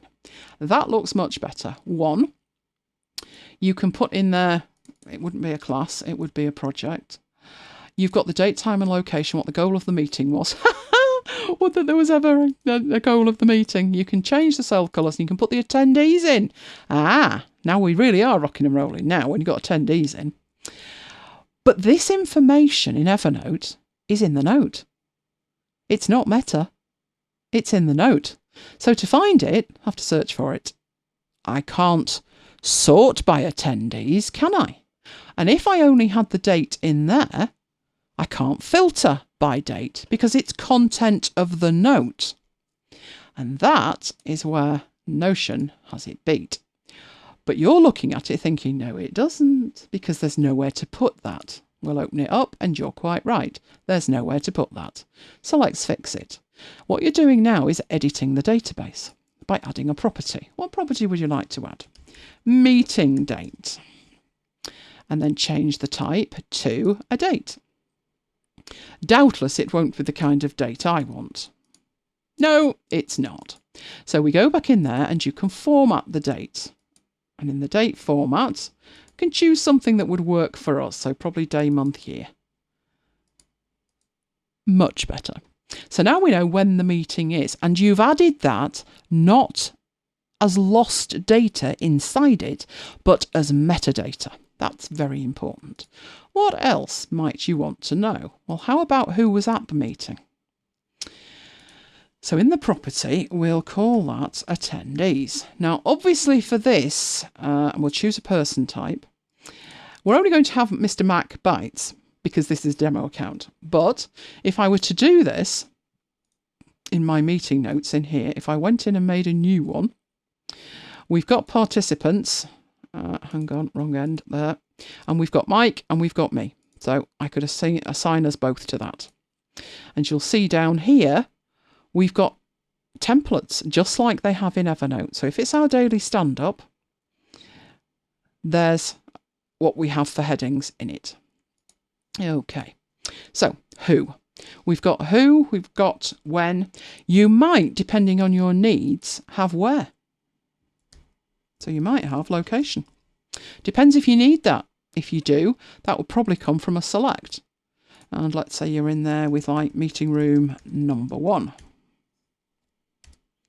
So you can add whatever meta makes sense for you to add. Probably the files bit would go down the bottom. Okay. Come out of that. And what you've got at this end now, and I'm just going to make a change here and make this a full width page so I can see a little bit more of that database. What you've got here now, and you can move these columns, so we want that one out of the way, is much more useful. Now, for it to be much more useful, I would need to put in here more meta. So training room 1. Let's put in training room number 2. And we'll have that in meeting room number 1, but the rest we'll put in meeting room number 2. Right, so all of those can be in meeting room number 2. Right, then we need your attendees. Now, obviously, like I've said, there's only... You can have more people if you didn't make it this data type. This data type is a person, and a person to Notion means somebody who's in your system. You could make that any data type. You could type names in and have it text, or you could make it a multi-select and have names pulled in from there. It just depends on how you choose to work, but I've made it that way. So I'll put Mr. MacBites in for all of them. Would be a better demo if I'd got some other person, but I can't add multiple people on a demo account without paying for it, and I'm already paying for the other one. Right, let's put some random dates in here. Let's put this training in a couple of months ago. So just randomly putting some dates in for this stuff. Right, why I am bothering to do that is to show you, once I've done it, what that will give you. So one might be in hand as well on the 11th. The very last meeting, how about just before Christmas? Oh, for me that means Friday. Mike finishes on Friday for Christmas. So we'll have a meeting on Friday. Right, so that's got full information in it. Now you really start to have fun. The things you could not do with Evernote at all, or very easily, depending on what it actually is. So let's have a look. Right. You have a view of this database. It says add a view, but you have a view. You have the view you're looking at. That's the default view for you. But if you choose to add a view, even if it's a table view, let's say I wanted a view that showed me all the meeting notes. I don't want to see training notes. I want to see meeting notes. Well, we've got the training notes at the bottom. What you can do is click on the ... and create a filter. And filter out for where the tags contain, and then choose what you want. So I want meeting notes. And instantly, the training notes have disappeared. And it tells me, there's even a count at the bottom. You've had 6 meetings. But date-wise, they're all over the place. I've got December. They are in a random order. So I can also, from my ... choose not a filter, but a sort. And I can add a sort and say, sort by meeting date. Ascending. Now I've got a really useful view for meeting notes. I have filtered out the training notes and I've got them sorted by date. Now, when I go back, I've still got my default view. So let's go back and have a look at the default view. There it is, in some kind of random order. That was the order that we put them in when we entered them. Now, let's say for this one, I'm going to edit this view now because I don't want one that just says default view. I've no idea what that's showing me. I'll put in training notes. And this is the view I want to see my training notes. Right, I'll show you another way to do it. Leave the ... alone. Let's go to tags, right click, add a filter where tags contain training notes. Boom, it's sorted. It happens to be in the right order, but that doesn't mean it will stay in the right order. So to make sure, right click and say sort ascending. And now I've got 2 usable views of that data. And more importantly, in my notes here, I have my notes database, and what's showing underneath here are the views. So now I can get straight to a view. You'll notice that what not included in the sidebar is the actual notes, because your notes are in the database. So you've immediately tidied up your sidebar. But you can get straight to the meeting notes view by just clicking on that. And that's why databases are your friend in here. That's the beginning of the complete power of it. And you can't believe how far you can actually take that. Now, I promised with that really is Notion for newbies. You can take it a lot further than that. You can change, you can add in here, for example, another view. And instead of it being a table view, you could have it as a calendar view. So let's make a calendar view and create. And what you can see now is the actual meetings shown on a calendar. That would be good for you if you've got all your meetings in here. But what would be pretty amazing with that would be this. Let's say you've got a person and their job is to look after meeting room number 2. They're only interested in meetings happening in meeting room number 2. You've got this untitled view, but let's name it and put meeting room. It was meeting room 2, wasn't it? There we go, meeting room 2. You should know what's coming next. Let's filter it for where the location is meeting room number 2. And what we should get down here now is just the meetings in meeting room number 2. So databases are your friend. You can do virtually anything with them when you've taken the time and put the data inside them. If you think about what you could do with that by comparison to that, although this looks very pretty now, does look very nice, it's not as actionable or as advanced. It doesn't provide you with the information that you can apply views and things to. That's why people like me are moving from Evernote to Notion. Nothing to do with how many stacks and notebooks and notes you can, nothing to do with that. It's what I can do with the information. If I had taken years and put information in here, and trust me, I have, I can't actually do much with it. Let me try and find, that's not going to help, is it? It's really good, isn't it, when you've reorganised everything? Give me 1 second, let me see if I can find it. Was it master index? Notes tagged with master index, that'll do nicely. Let's have a look at that. Right, what I've got there, that is a master index of my training notes that when I was using Evernote. So here's all the events. It goes right back to 2012. So when I was creating, I have no idea actually, I'm trying to find one that's got loads of stuff in it. Possibly the office one would have a lot of stuff in it. So if I look at the running order, there's the stuff that I was doing in that. Let's go back, see if I've got a better one with more information in. You'll see from this system, I built this system. This is an index, but this is as good as it gets. I have to scroll up and down to try and find anything. Let's have a look at that one. Running order. There we go. And that is all I can do with it. It's text in a page. And I had to build this navigation. So let's say I'm looking for a demonstration that I did and I know it was Office. I would have to be looking at my master index and I'd have to eyeball it. There's one on Word, there's one on OneDrive, there's one on Office. Which one was it? I've no idea. I don't know. I'd have to search for it. You'd be very lucky if you could find it. Now, if we do a comparison between that one, where my running order is what I was, oh, there we go, previous delivery. So my running order's in there. What slides, what PowerPoint, then we did Excel, then we did mail merge in Word, then we did templates. And that is my notes for it. That's it. It's horrible. It's absolutely horrible. Because what I've built in Notion to handle that, as you well know, let's have a look at last week, because last week's is up to date. Right, this is what I now use to manage it. So everything that I covered is there. And everything that I mentioned is inside here. So the footnotes, endnotes and stuff, what I actually did, the shortcuts I demonstrated, they are all in there and I can search for them. They've all got their own metadata.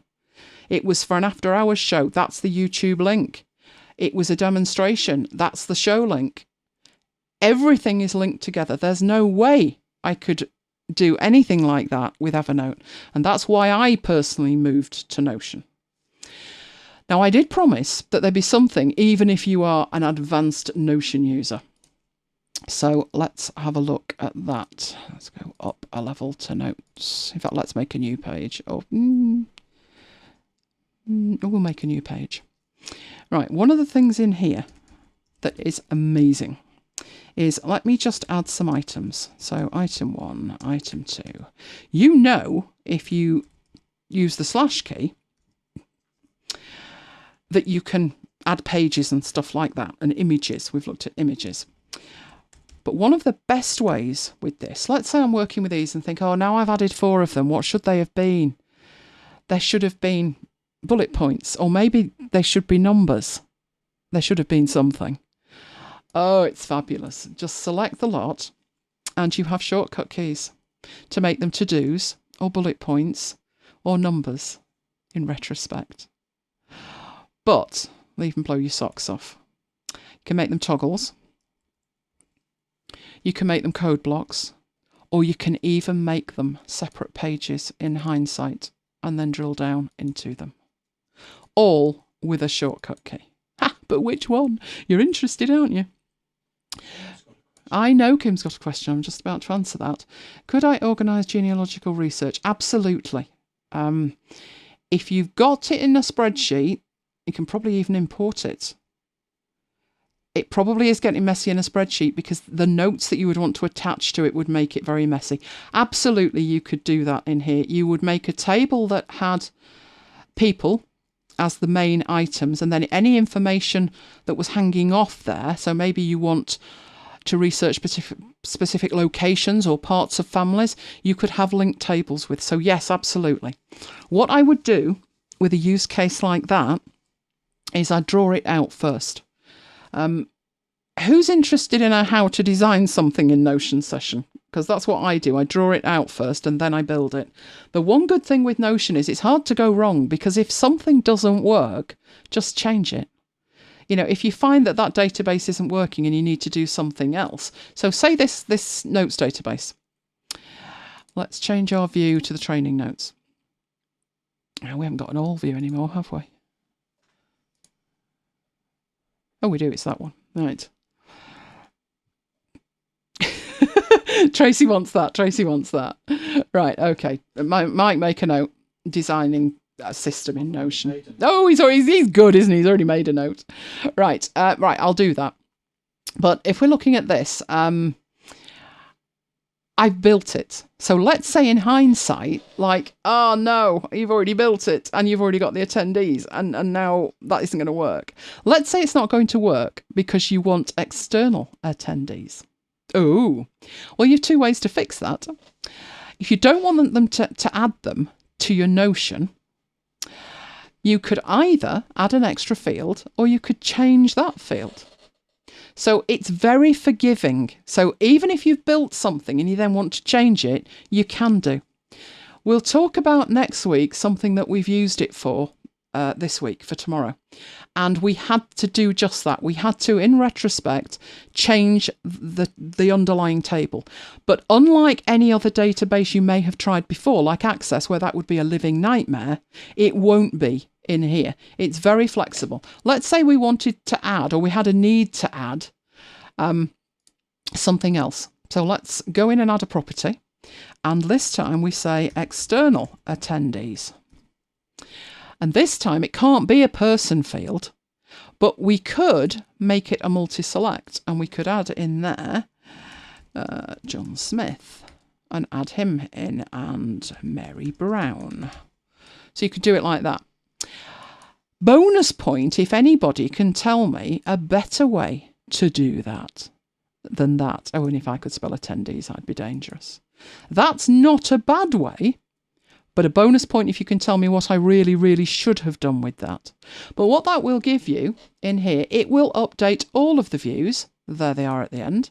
And you can then go and anybody that you've added in, you could add it in again. So I was going to say, you know, I'll keep away from the royal family given the circumstances. Let's put John. Oh, we haven't got a Green. Let's have a John Green. I don't know why I've got John on my mind at the moment. There we go. Let's say James. Right. And who else have we got? Oh, hang on. I've added another record. I wasn't doing that. I was adding a person. Right. Who else can we add? Alison Mackie. There we go. I didn't press enter, did I? Naughty, naughty, naughty me. And now I've got the caps lock key on. I told you it's one of those days. I don't know how I got this show out. Alison Mackie. And press enter. There we go.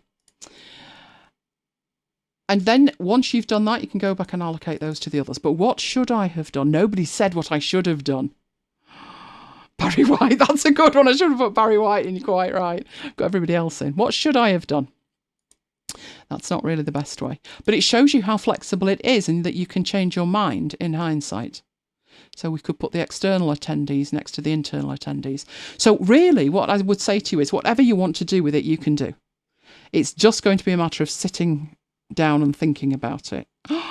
Wow, Paul. I don't think I've got above 2 or 3 living relics. Exactly, Deborah. I should have created a person database and linked it. And that would have been really simple to do. That is not difficult to do. Let's go up to these notes here. Right. That's my notes database. This is going to be my people database. So I'm going to show you just how easy it is. Let's say this is my contacts. I'm going to put Barry White in. I can't not have Barry White now. Now you've mentioned it. That's it. Right, let's put some people in here. Give me some ideas, Mike. I'm losing the plot. How about Helen Nightingale? Nightingale. There we go. And who else have we got? Oh, let's put Debbie in there. Oh, Debbie Gibson. Used to like her in the 80s. There we go. Right. Now, this table, you can put in things about the contact. So their contact number, now I'm going to have to put James Brown in. I've got to put James Brown in. What are you doing to me? Right. You can put their contact details, their email address. You could link this into a pay table, but let's keep it simple. Let's just say these are our contacts. And we would like to add in an email address. So let's go across to here. Email. Right. Now, there is no link between this and this at the moment. We've got this external attendees, but that won't link to this. But what we can do is go, that's not what I wanted to do, I wanted to go into one. Let's just go into the meeting notes. We know we can add a property. The type of property is a relation. And what you're going to do with that is link to the other table. So I'll click on relation. And it needs to know what database. Now, there's not actually many databases in here, and we know it's called contacts. Right, create relation. So we've got this thing called property, and this is actually going to be contacts attending. So we know they're from contacts and they're attending the meeting. I am not putting Engelbert Humperdinck. I would stand no chance of spelling it after the week I've had, I can assure you. Right, so in here, I click on that to pick a person, and the 4 names that we had in there are available. So let's go absolutely crazy, shall we, and have them all. So we had Barry White. Let's put Barry White in. And we had Helen. Can't remember the last one. Losing the will to live. Right, so there's our 3 attendees that are contacts. Let's come out and have a look at that. What we've now got in this table, I'm going to drag this over here so we can actually see it. So it's going to be the first attendee column. We can see in here that in the contacts attending, we've got all of the people that we've just added in this column.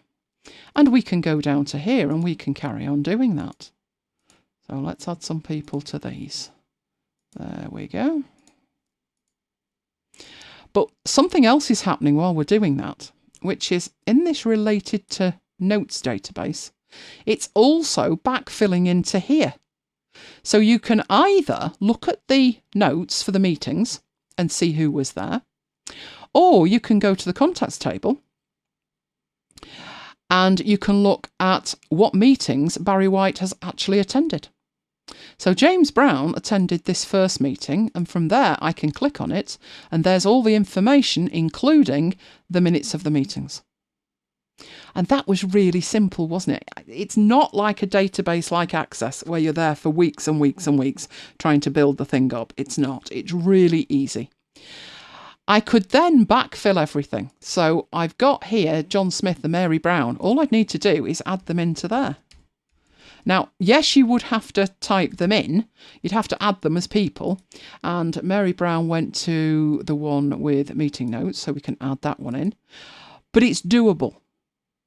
It is better if you get it right from the start, but sometimes you can't because you don't know where you're going with it. There's certainly, I've got databases where I'm looking at them and I'm thinking, if I was building that today, I would build it in a slightly different way. But there's nothing to stop me going in and adjusting it slightly. Oh, that's good, Simon. You don't like missing after hours. There's another one that I've heard of. I don't know how good it is. What's it called? Is it Family Tree? Mac Family Tree. I don't know if that's any good or not. Notion would be handy for the extra stuff, but you really would have to, like you say, you need a plan when you're going to link databases. I will do you a session on linked databases. Mike can make a note of that. He's just come back from taking the dog out. But yes, I can do that. There are ways to plan, and I've been planning databases since the early 90s. So there are rules, and I know the rules, and I know when I can break the rules. But luckily, Notion's very forgiving. So that was supposed to be Notion for newbies, but we've taken it to the point where you could actually relate two databases together. Now, I did show you the shortcuts, didn't I? But I didn't tell you what the magic keys were. Right, Command Option. And 1 makes it a heading 1. 2 makes it a heading 2. 3, guess what? Heading 3. So I'm still Command and Option. 4 makes them to-dos. 5 makes them bullet points. 6, that wasn't supposed to happen. Right, 6 makes them numbers. 7 makes them toggles. 8 makes them code blocks. 9 makes them pages. And 0 sets them back to text. You only need to remember Command and Option. Now that's on a Mac. I presume it's Windows keys and Alt on Windows, but you only need to remember those two keys and all of the numbers along the top. And really quickly, you'll get into the fact if you want a bullet, it's 5, and if you want a to-do, it's 4, and you will remember that instantly. Or if you import something, so let's say, in my wisdom, I decided for this system in Evernote, because, hey, I need to backfill this into Notion. It's a nightmare. If I wanted to do that, let's go up to the top and get that. These are pages within Evernote because that was all I had. So I've copied them. I've copied the names. And let's say that I come into here and I paste them in as plain text. At the moment, they're not actually separate lines. You see, you get a slightly bigger line, a little bit of a bigger gap. Now they are separate items. Each one of these is a separate item. But I've got content that I want to bring in from Evernote. So what should they be? They should be pages. And if I use Command Option and 9, boom, now they're pages. And I didn't have to do a thing. I can just drill down into them. And I can then even use a template or whatever else I want to do with them. So I'll bet even if you were more advanced, you probably didn't know all of those shortcut keys. So it's Command Option 1, 2, 3, 4, 5, 6, 7, 8, 9 or 0, depending on what you want to do. Awesome! Time for your favourite bit, I think. Let's head into it. Oh no, nearly time, nearly time. We've got freebies. Freebies! And you know my favourite freebies? Keynote templates. There is a lovely Keynote template there, which would be a great one to showcase wedding images with. And that's completely free this week. We're liking that. Also like that Clean Professional Resume template. Not that I can remember writing the CV. Not in living memory anyway. The last time somebody asked for one, I just sent them to Google and said type my name in. Which is probably what they do anyway. So those are all available this week from Creative Market. As you know, Creative Market. Now it really is time for your favourite bit, which is Excel macros with Mike. Oh, hang on, I've gone a little bit too far. There we go. No, there we go. Oh dear. Right. I am going to come out and I'm going to attempt to elegantly transfer you to Mike. But he's in Windows, so, you know, anything could happen. Let's have a look. I don't think I need to do anything different, do I, Mike? But we'll see. We'll see if it works. So let's key you up and transfer you across. Right, I would say you're live. See, you're getting woohoos and all sorts here. Yes. Right, first of all, we've got to do Mike's audio check, because you know what it's like. We had cables and all sorts. Do you want to do your Mary? Mary had a little lamb. Its fleece was white as snow. I never got to say that, did I, earlier? Yes. Right. Can I hear you? Burning question. What's going on here? Oh, he's done something. No, I haven't. It's fine. Right. I'm waiting for the first they can hit. Perfect sound. Way! Buntings. Good. Shall I make a start then? Absolutely. All right. Macros in Excel. If you've not heard of a macro, if you don't know what a macro is, it's a way of automating a set of instructions.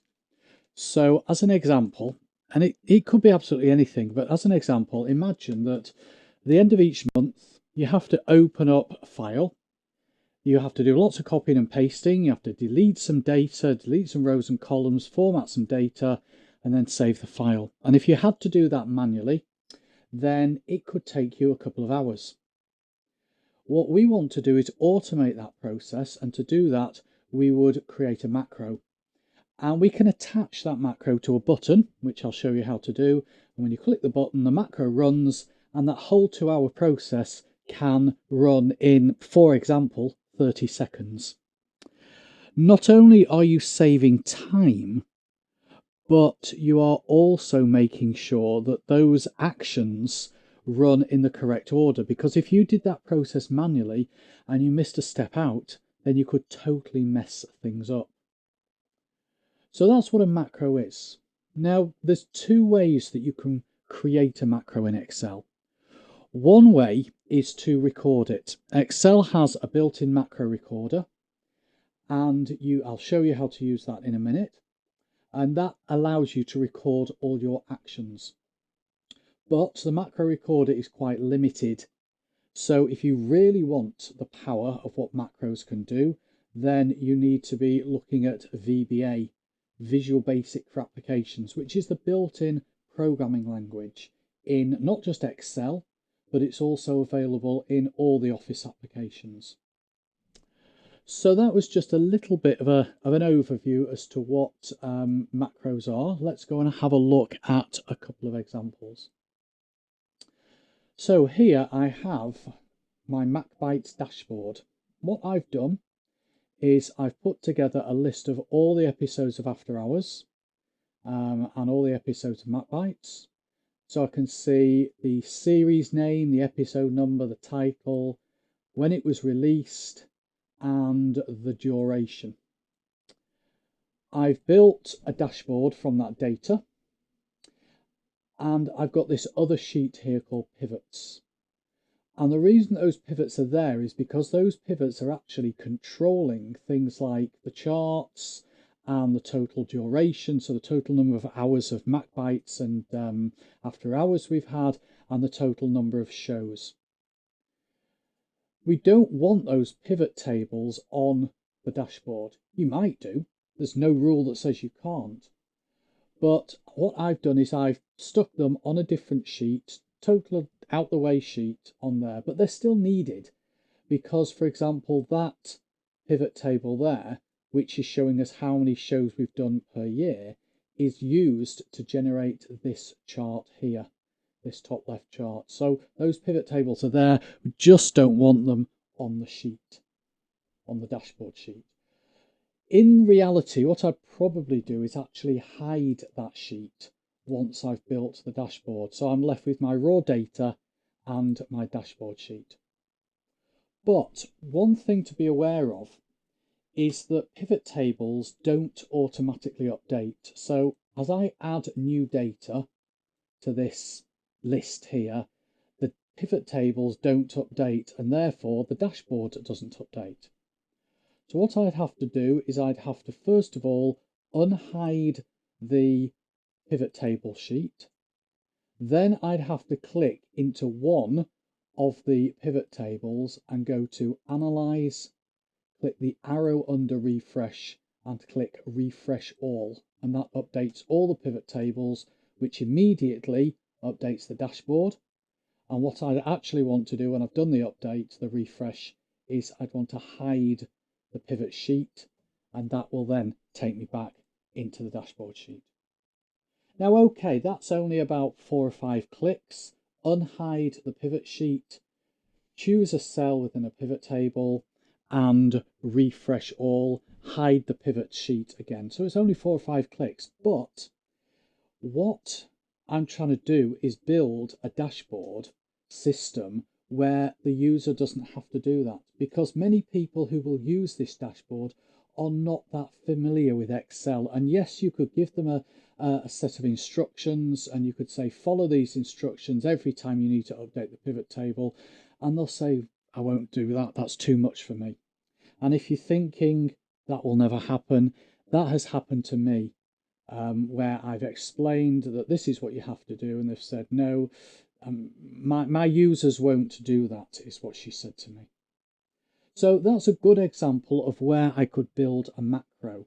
I could attach the macro to a button and click the button and it updates the pivot tables, which automatically updates everything on the dashboard because the dashboard elements are linked to the pivot table, or pivot tables, should I say. Okay, so do we have any questions so far? Because I've got my browser hidden by another window. No, I don't see any. Okay, so I'll carry on. Right, what I'm going to do is record this macro. I could write it in VBA, but I'll do VBA on another session. Well, actually, I'm going to do a little bit of VBA today, but I'm going to record this. So the first thing I need to do is go to the Developer tab. Now, the Developer tab is actually hidden by default. So if you don't see the Developer tab, go to File, Options, Add-ins. Don't go to Add-ins, sorry, Customize Ribbon. File, Options, Customize Ribbon, and put a tick against developer, and then click on OK, and that displays the developer tab. Once you've got the developer tab there, you can click on developer record macro. Now actually there is a shortcut. Down at the bottom of the screen there's a little icon. That little icon there is the same as going to developer record macro, and for that you don't actually have to have the developer tab displayed. So either way will do, developer record macro or that little button there. It brings up the record macro dialog box. You need to give the macro a name. Macro names are not case sensitive, but they must begin with a letter and must not have any spaces in them. So I'm going to create a macro which I'm going to call refresh dashboard. You'll notice I'm using camel case as it's called, so capital R, capital D. I could have it all capitals, I could have it all lowercase, but it's just easier to read that way. I can assign a keyboard shortcut so that the macro can run off a shortcut key. You can assign that later if you want to, and you need to choose where you want the macro to be stored. In this case, I want to store the macro in this file. I don't want to store it in the personal macro workbook. That would be useful for macros that you want to have available no matter which file you're working on. So usually it's this workbook. And as soon as I click OK, then it's going to start the recording. And we know it's starting the recording because on the developer tab, it says stop recording. And also the little icon at the bottom left has just gone to a little square. And if you hover over it, it tells you it's currently recording. That's actually a stop button.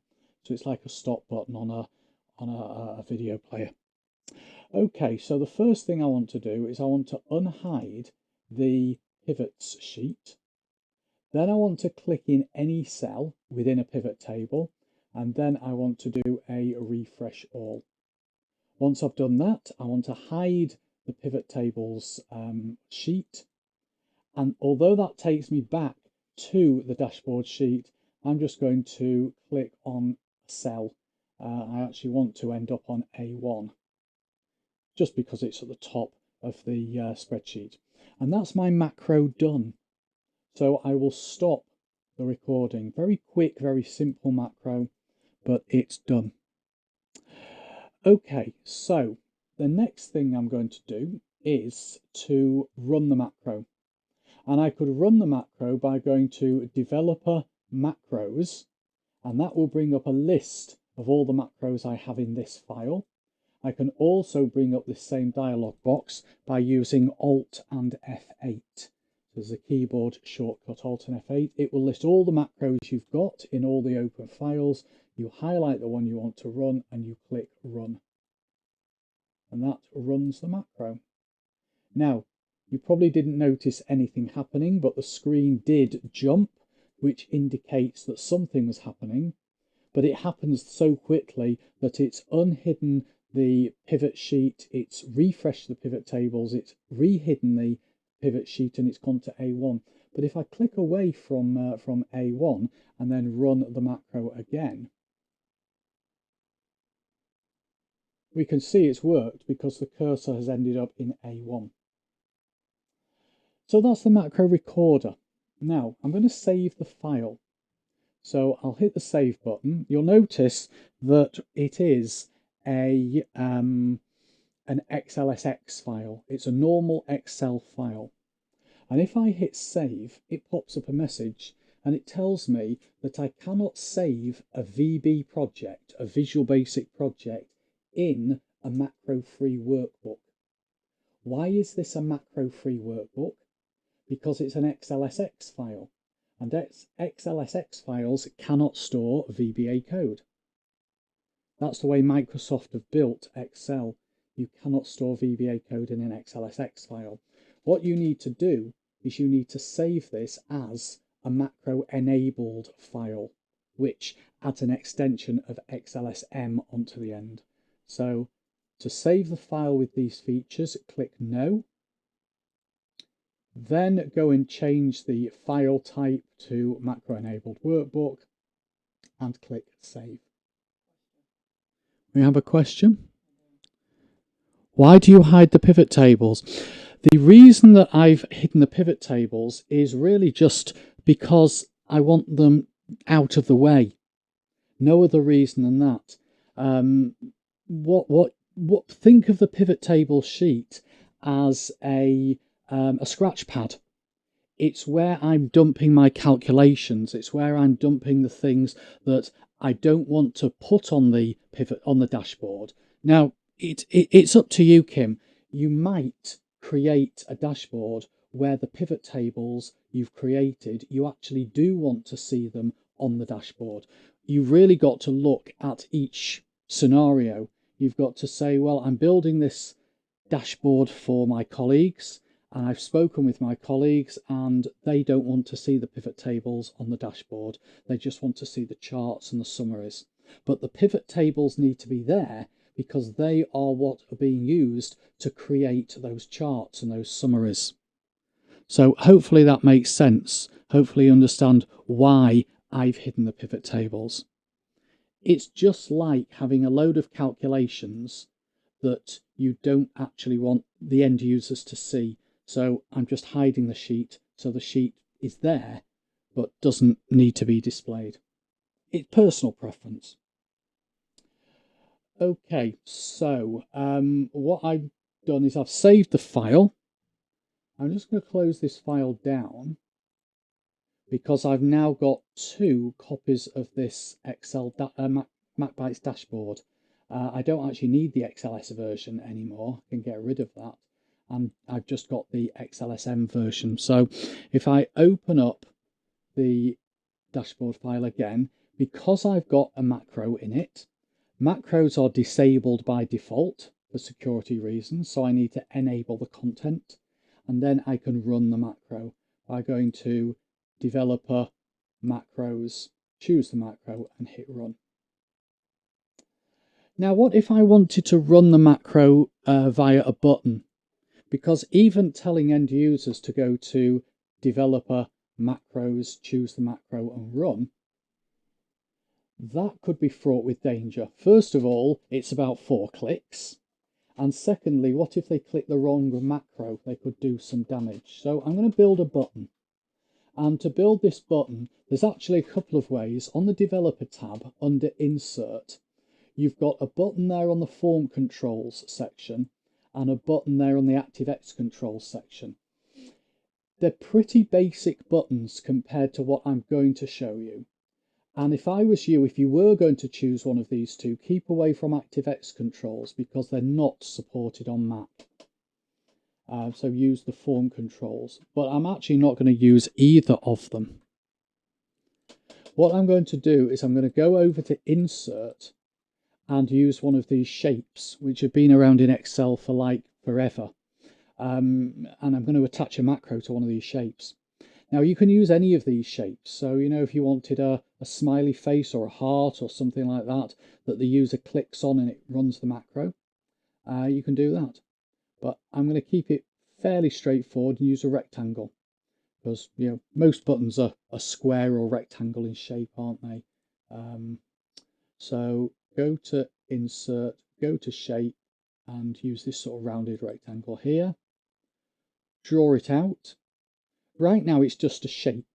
So if I want to change the, there we go.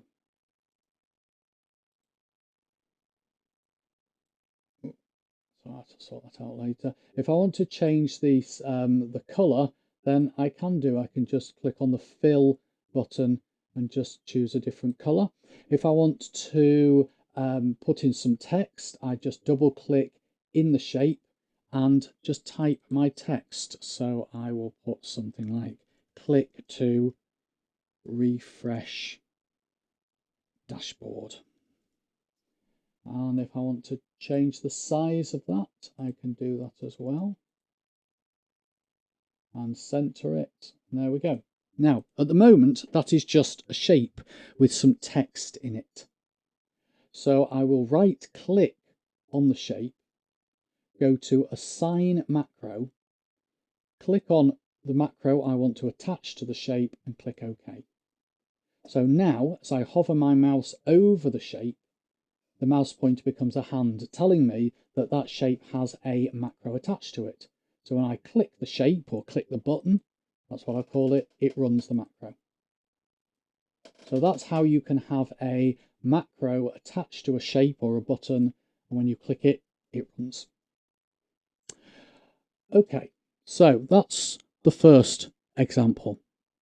The second example is a macro to switch between dark mode and light mode. Okay, so what I am going to do is I'm going to highlight, just bear with me a sec. Yeah, I'm not actually going to highlight anything because I've already set it up. If I click on the drop down arrow up here in the name box, I've already named two ranges. The MacBites range relates to the range where the data is stored, and the background range relates to A1 to S25 on the dashboard.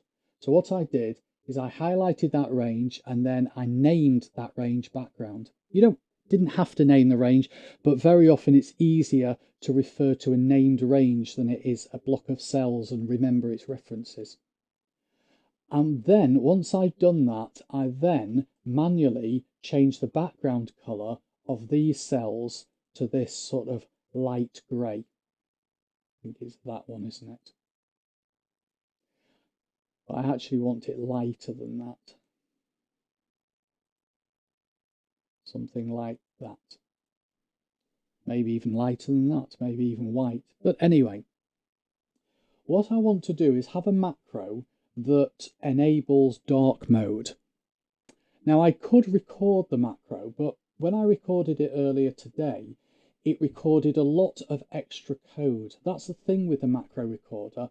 It records a lot of unnecessary code. So I'm going to write the code from scratch. And to do that, go to Developer and go to Visual Basic. And this takes me into the Visual Basic editor. Your macros are stored inside what are called modules. A module is just a container for your code. So if I expand this module section, I have a module called module 1, which if I double click it, that is the macro that I created through the recorder. So when I recorded those actions, when I hit stop record, it converts my recorded actions into VBA code. But if I want to write a macro, I find a bit of space underneath any existing macros. I type the word sub, and then I type the name that I want to give to my macro. And it's exactly the same naming rules as when you're recording. So I'll call this one dark. And the code that I want is this. In fact, I could just copy and paste it in from my notes. So let's just do that. Copy and paste. There we go. The code says set the color of the interior, i.e. inside, of the range called background equal to that there. And if you know your RGBs, 255, 255, 255 is black. And all that is the only line of code I need. It's a single line of code. So if I now go and run that macro, so click anywhere, developer, macros, dark, run, it's not changed it. Why hasn't it changed it? Because it worked in rehearsals. Because it worked in rehearsals, yes. Okay, let's go back and have a look. Range, background, interior color, RGB, 255, 255, 255. That should be right. Have I got the correct range? Background? Yes, I have. Developer, macros, dark, run.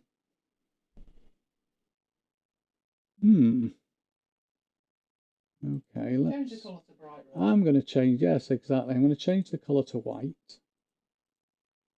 and try it again. Developer, macros, dark, run. It definitely worked in rehearsals. Should have Right. recorded it. I should have recorded it. Right. Okay. Let's set that back to no fill. Developer, macros, dark, run. Right. Let's just go and have a look at the name manager. Dashboard A1 to S25. Background. Developer Visual Basic. Range background, interior color. Well, tell you what, let's just... No, I've got it the wrong way around. My fault. My fault. 255, 255, 255 is white. I was thinking Yes. that, leaving it as I said, change the colour. Right, okay. So I'm gonna rename this macro to Rob light. just said that. I can't see the chat. I'm going to change this to white, and I'm going to change the name of the macro to light. But what I'm also going to do is copy that macro and then rename this copy to dark and change this one to 255, 255, 255. Okay, and let's try it again, shall we? So go to developer, go to macros, go to dark, go to run. Eh? Why isn't that working?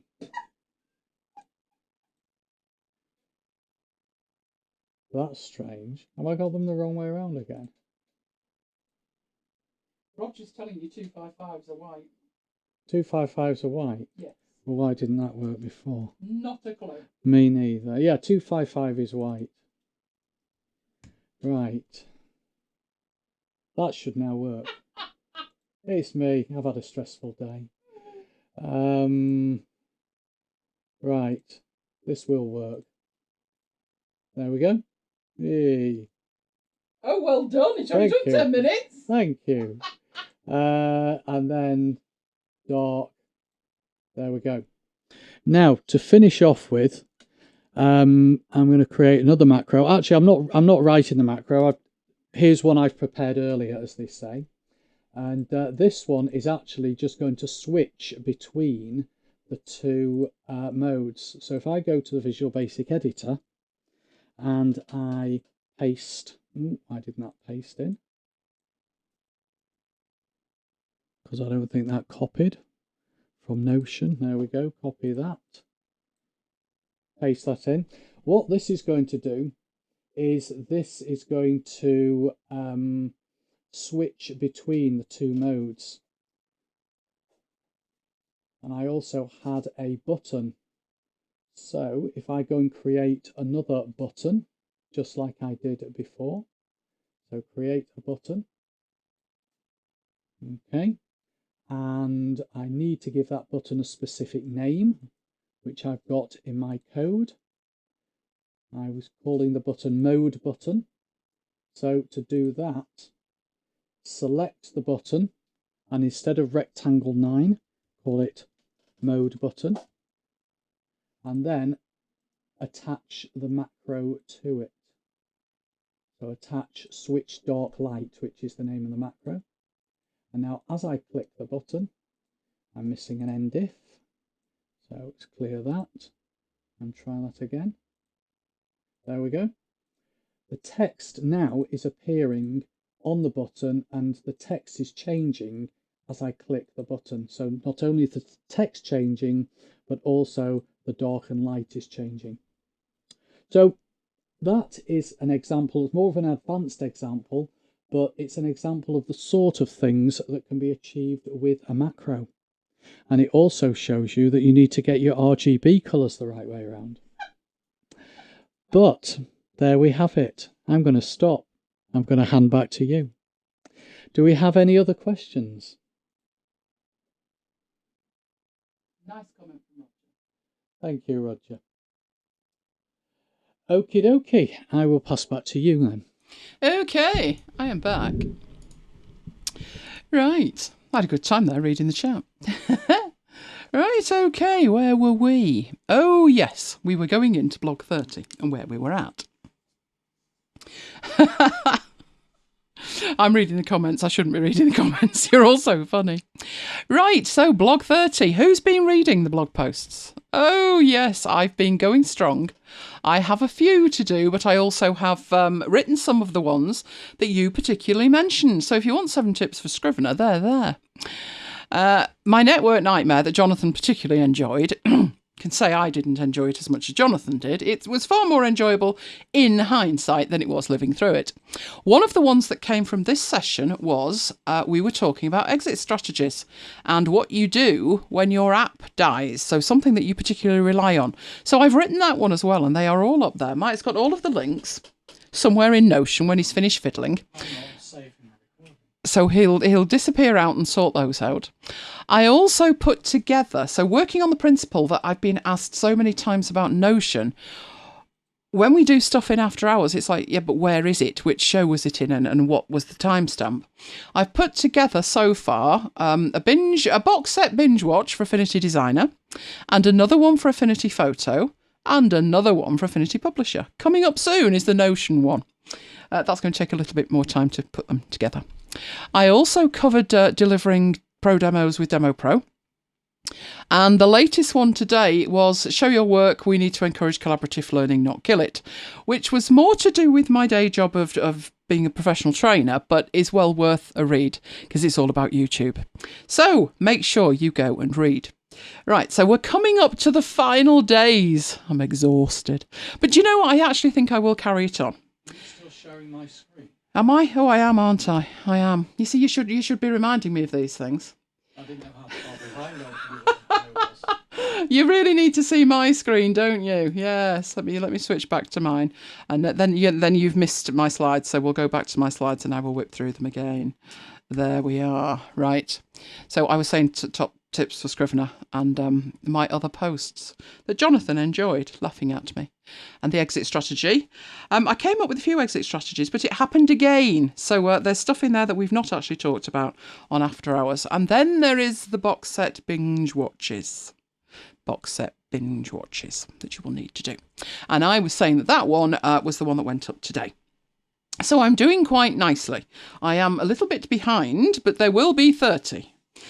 So the plan is, once it's finished, that I'm going to take you through all of the apps that I used and tell you in what ways that I use them. So obviously there was Scrivener, but I've also used Mars Edit, not in the way I anticipated. So that's going to be interesting. And Ulysses, because that's where they were published from. And WordPress, obviously. And if you recall, Divi. The adorable Divi. And we talked about the Black Friday sale coming to Divi. Well, obviously, it's Black Friday today, so it's there.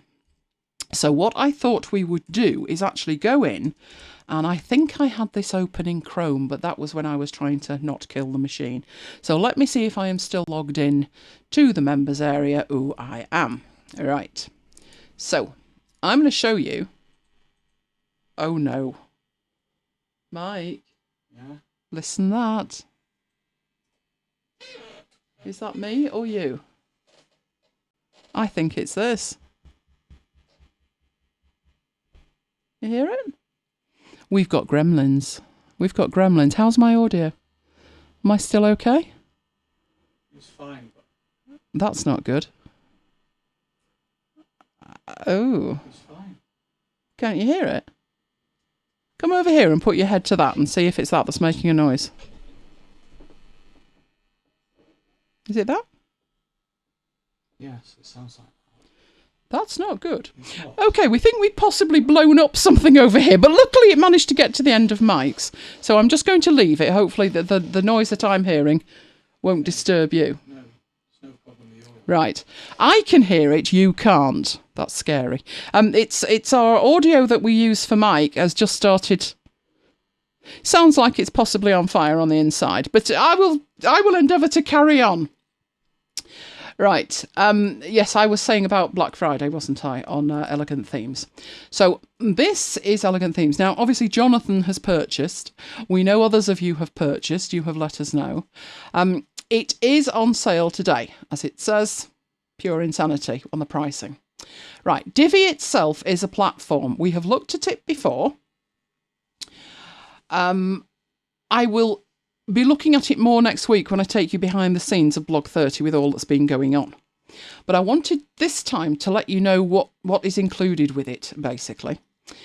And unless you've purchased, you don't get to see the members area, but you do if you look at my members area. So that's what we're going to do. So just showing you the pricing for this. The Black Friday sale is on for another 2 days, so you do get time to have a look at it. And it comes with not just Divi, but as you can see, Divi has become a kind of ecosystem, and other people provide services related and around Divi. And in addition to winning prizes by partaking of this, you get reductions on certain things. So if you're interested in any of the surrounding services, there are huge discounts on those as well that are included when you upgrade your membership or buy into Divi. So obviously of more importance to that is how much do you get off Divi, and you get off 25%. Right, we've got a question. I'm trying to convince a colleague to consider Divi. They've said it's just a visual editor. I'm sure it's actually a framework, right? More like Genesis, you said the other week. I can understand them thinking it is just a visual editor, but they are moving towards allowing it. It's more of a platform, I would say. I would imagine Genesis is still fractionally ahead because Genesis has been around doing what it does for longer than Divi. I probably wouldn't move to Genesis, but I can understand that people may want to stay with it if they're on it. That's one of the issues. No matter what theme you put on top of Divi, on top of WordPress, you basically then, WordPress becomes transparent and you live inside your theme. And I said to Mike, as I'm putting this together, if I show you one of my blogs, right. That's not good. It's really not good. Right. These posts are all Blog 30 posts apart from that one there, which isn't. But if we have a look at one of these posts, what makes it more like a framework is I've been able to say to it, if a blog post is in the category of Blog 30, I want you down the side of that post and at the bottom of that post to put a list of all the Blog 30 posts. Now that is more of a framework thing, and that I can do. What I would worry about is if I did switch to another theme, that's just not going to work. So whichever theme you buy into, unless you want to completely revamp everything, you're pretty much stuck with it, if I'm honest. We have changed theme many times, but now we've switched to Divi, I don't see us moving to anything else. One, because we bought the lifetime license and be done with it. Two, it does everything that we want. And three, even if something else came along or we decided that we needed more, we'd probably try to do it with plugins in relation to what we already have, rather than switch everything, because I really don't know what that blog post would look like if I've got code there telling it to display these things, but I haven't got the theme behind it to power it. One thing we could do, Mike, make a note. We'll switch the theme on this next week and see what happens. There we go. That's what we'll do with it. Traditionally, Divi did start life as just a visual editor. It is more than that now. You can automate more than that now. We'll build some pages next time, and you'll see that, hopefully. Right, but back to the Divi sale. Right. So it's 25% off. That's either, I think it's the lifetime deal, isn't it? It doesn't say whether you can get 25% off just a year. But to be honest, a year really isn't cost effective. But in addition to the 25% and the discount vouchers, which you may or may not use, I mean, they've given them me, but I can't see me using them. What may be more useful to you is Divi theme builder packs. Now, there's two things that Divi does, and we haven't got time tonight to actually see them, but what I will do is we will look at that when we look at what Blog 30 looks like finished. You have Theme Builder, which is what enabled me to do this. to put the Blog 30 post down the side and across the bottom. That is what the theme builder does. The layouts, it does apply to a year as well. So if you did just want a year, one thing you could do is take it for a year with the 25%, and then obviously this time next year, hope that there is another Black Friday deal. That's one option for you. So one thing you've got is Divi theme builder packs, and the other thing you've got is layouts. Now, they provide a huge range of these packs and stuff, but some of them are exclusive to Black Friday, and that's what they're talking about. So, you've also got prizes in here. I haven't bothered with all of that, but then it's moving on to the discounts and stuff that's cheap, etc. And most of them are sold out, which you did say earlier. But these have been going on, I think, for quite a while. These have been going on for a few days. So I'm going to actually concentrate on not this stuff, which is, you know, I mean, these are saying coming soon and all kinds of stuff. I'm concentrating on this. I'm concentrating on the 25% off that you will get for everybody who creates an account today. And that's on for 3 days. So you've got another 2 days for that. Now, what it says is everyone who purchases their account will get access to 12 exclusive Black Friday layouts and 4 Black Friday theme builder packs. Right, so that's the bit we're concentrating on, because you can preview Divi and see what you get. I think you can go in there. Let's have a look. Gallery. We got... No, not customer showcase. Layouts library. This will enable you to have a look and see what you could actually build. What they don't actually tell you is all of these. Now, there's 140 packs, which in total is over 1,000 layouts. You get access to all of that. So if I wanted to create a learning management system bit part of my site, I could do it by just downloading these. So it does allow you to preview everything. You can see the previews here. These are the layouts. You get your about, your blog, your contact, your course. So if you wanted to put a course up, that would be such a quick way to do it. You can also, though, click through and go and have a look at what that would actually look like. So you see all the JavaScript that's in it, that all of that is available within Divi. And you don't actually have to build it at all. All you would do is plug in this layout to your site and then change the text. That is all you need to do with it. So what I'll do in a future show is I'll download one of these and we'll actually build it up. Oh, I could build a course, couldn't I? There's an idea. Right, so I will do that in a future show. But what I'm doing here is showing you all of these are included. So whatever theme you might need, a lot of people used to put a blog site up and not really think, does it look like it should look? And what I mean by that is there's an expectation that a course online will look a certain way. There's an expectation that a restaurant or a coffee shop website will look a certain way. And that's what these enable you to do. Instantly create a site that will look the way it's supposed to look. So for instance, if you're selling photos, you would want a photo marketplace. And that's what you've got there. These are all the pages that you've got. That's what the categories look like, the contact looks like, the home page, the landing page, if you've got pricing, instantly available for you. All of those, as they are there, will be available in that pack.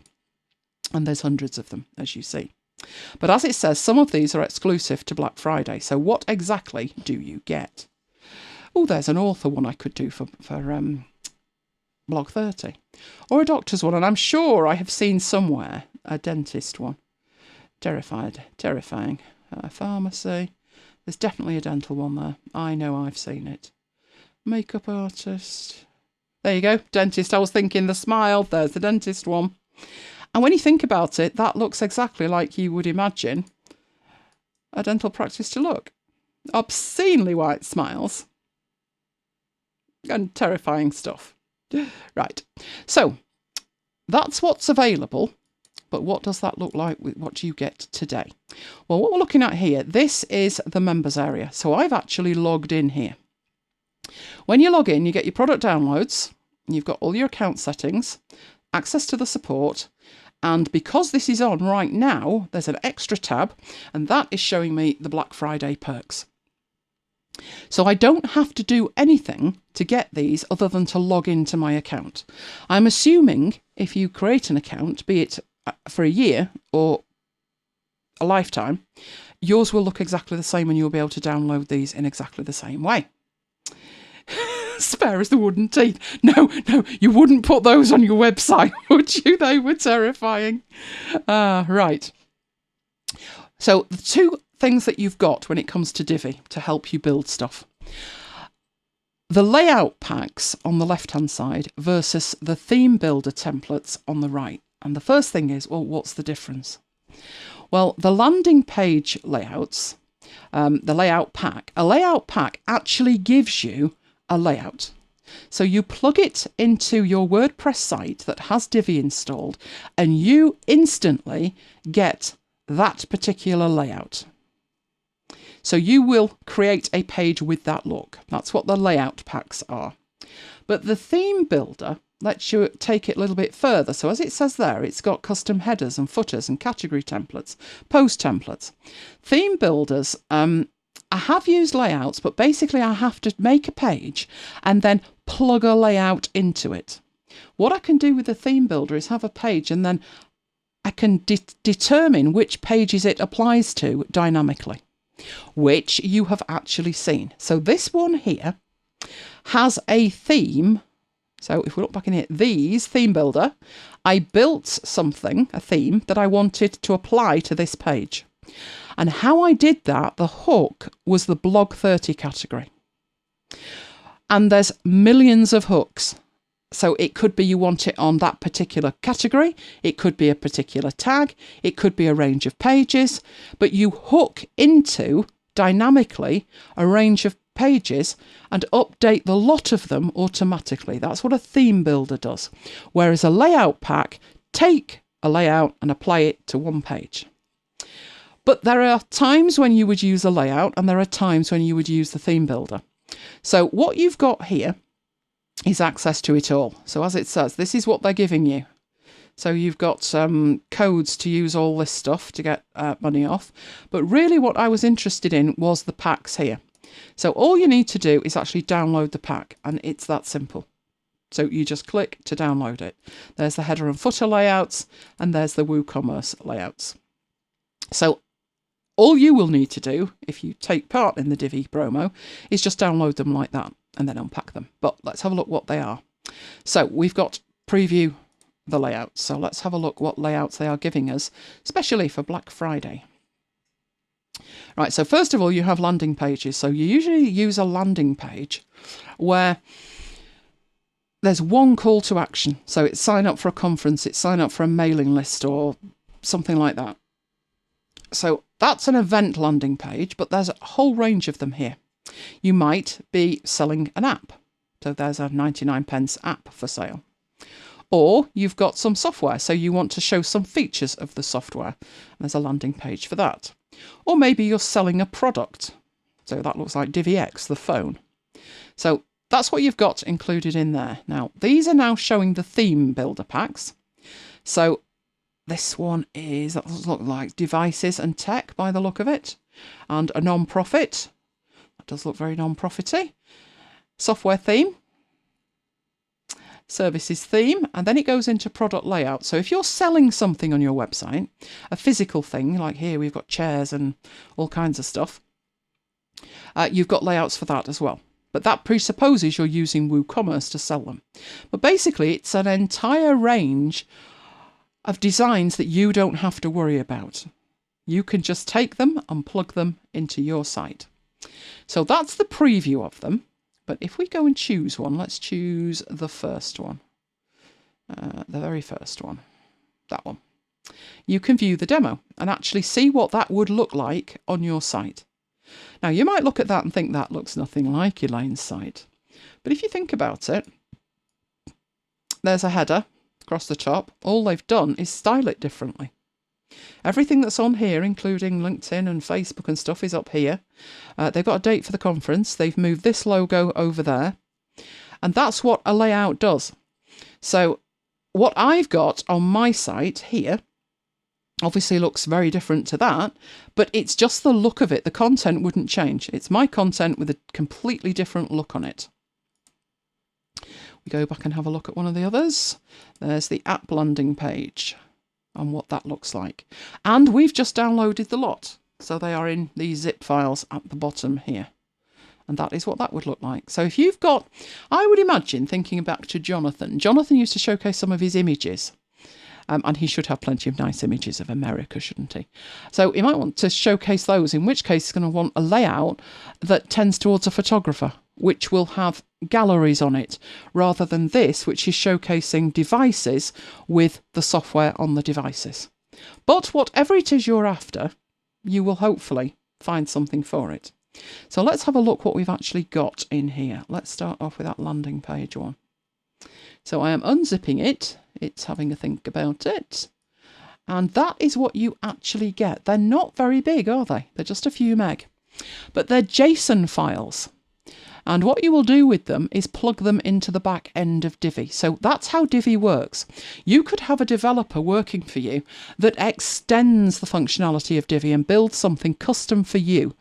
And all you would need to do is plug it into Divi. So Divi is completely extensible in lots and lots of different ways. So I've downloaded these. What I'm going to do with them in the week is sort them all out, make sure I've got some uploaded, and I will actually show you these, deploying them on a page. But this one is a builder pack. So this one comes in with, there were 4 if you remember. There was the startup, the software, the service, and the non-profit. You open that up and you get a different range of JSON files, but these you can actually see what they are. You've got search page results, product pages, post pages, a non-profit pack, default templates, category pages. You can actually see what they are. And again, what you would do with all of those is plug them into your site and then dynamically tell Divi which pages or posts you want that look applied to. And that comes completely included. So that is what the back end will look like, and all you need to do is download them. Now, if you were interested, say, in the dental pack, they are already available, so that's not particularly part of the Black Friday thing. I do believe we can get into, not in there, we can't. I'm not logged in on that browser. I am logged in on my other browser. Because how you get to all the others, if you were on Divi's page and you were to look at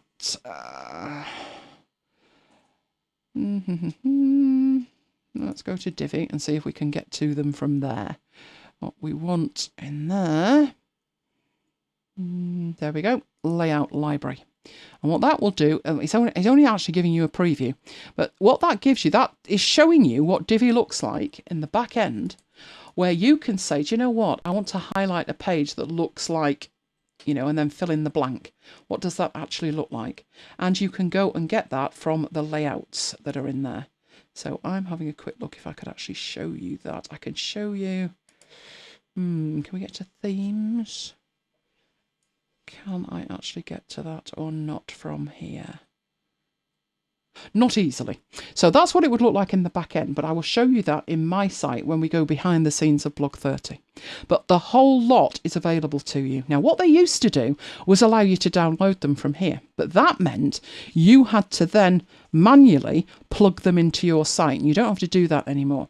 What you're looking at there is the back end of any Divi-enabled site, where it will allow you to search for pre-built layouts, themes, and your own custom ones. Just stop there. It says your saved layouts. So you can customize any of these as well and then save them back. But I just wanted to show you that today of what that actually looks like in the back end if you were thinking of purchasing, because if you are thinking of purchasing, now is the best time in the year to think about purchasing. So Jonathan already has, and Roger bought a while back. So I'm looking forward to seeing what you're going to do with Divi. But next time is going to be all about looking behind the scenes of my blog and what that looks like, etc. So make sure you've read the post, because next week we're going behind it. But if you want to get the deal, you have to get the deal there. Michael put the link in again, and you can get it straight from there. I mean, it actually explains it all there to you. I think it's a good deal. What's the actual price with the discount, Mike? Let's have a look. Pricing. Yes, 25% off. That doesn't help, does it? There we go. $187, which is what in real money? Let's have a look. Let's see. That's going on the other page. 187. Right, 187. Of course, we will probably have to pay VAT on top of that. Don't get me going. Right, £144. Jonathan can tell us the exact price. He's just bought it. So I'm not sure if you need to pay VAT on top of that, but I actually think that's a very good deal. When you look at the price for 1 year, it's not really cost effective. Even if the deal was as good next year, you know, you've paid an extra. I would say if you've already got Genesis and you're happy with it, then there's no particular reason to move, unless you want the look of this and the like a WYSIWYG editor to edit it. The visual editing is nothing short of amazing. One of the sites that I put it on, and it has changed my life compared to the way that I used to have to do it, is our church site that I have the pleasure of updating every week. Look at the important dates. It's Christmas, what can I say? So this week I had to update all of that on the right, including the Monday Club, and all of this on the left. And then we've got the Christmas time masses this year. Luckily, I was so thrilled that last year I put the Christmas masses up, and what that is a Divi block, which I enable and disable. It's fabulous. I can actually show you that if we go into the Enable the Visual Builder, which is the part that Deborah was talking about, that it's a visual builder. It is a visual builder. There we go. You can see that for me to edit that, so have we got anything that's actually gone at the minute? Oh, we do. Something on the 22nd. What was that on the 22nd?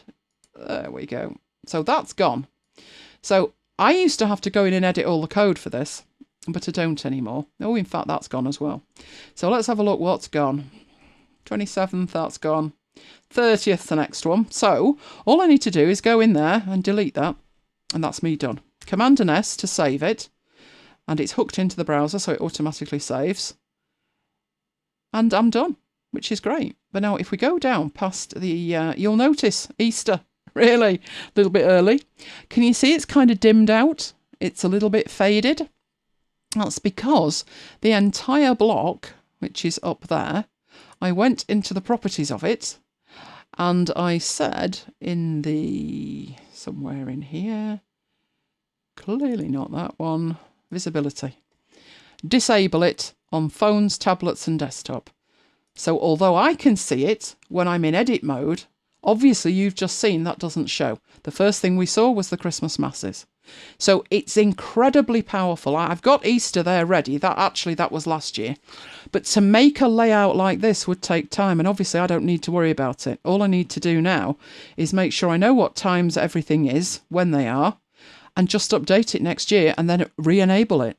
Before, I'd have to go in and edit stuff, delete stuff, copy and paste it and put it in a text file, hope I can find it next year. Nightmare. This is way, way easier. So once I've made my changes, save it, come out the visual editor, and I'm done. It really is, if you are looking for a theme, it really is such an easy way to work with it. So out the visual editor, the Easter stuff will miraculously disappear and you only see the Christmas stuff. It's fantastic. I would not have wanted to look after that site particularly with anything else. Trust me on that. So that was a look behind the scenes at Divi. So Simon's saying it's £172.80, including the VAT. I still think that's a bargain. The price before was about £270. I think it was £268 or something. So it is a good deal if you are in the market to build a WordPress website. Okay, let's come out of that then, because I think I know what's coming next. Oh, I'm right. I've got an unboxing. I'm so excited. It arrived today. So I need to switch. I need to switch to my webcam. There's my webcam. Oh, it's looking down at my pen at the moment. We have an unboxing. Let me lose the laptop. There's the laptop gone. There's that. Let me go and get the box. Have we got another 2 boxes? Didn't 2 boxes come, Mike? Did you get them in? Did you bring them in? Yeah, downstairs. Well, they're no good downstairs, are they? No. Go and get that one first. Right, was it this one? Oh, it is, it's this one. Right, incoming box. Right, you can all have a guess what you think it is. Shall I show you the size of the box first? Let me get that off it. There's the size of the box. There we go.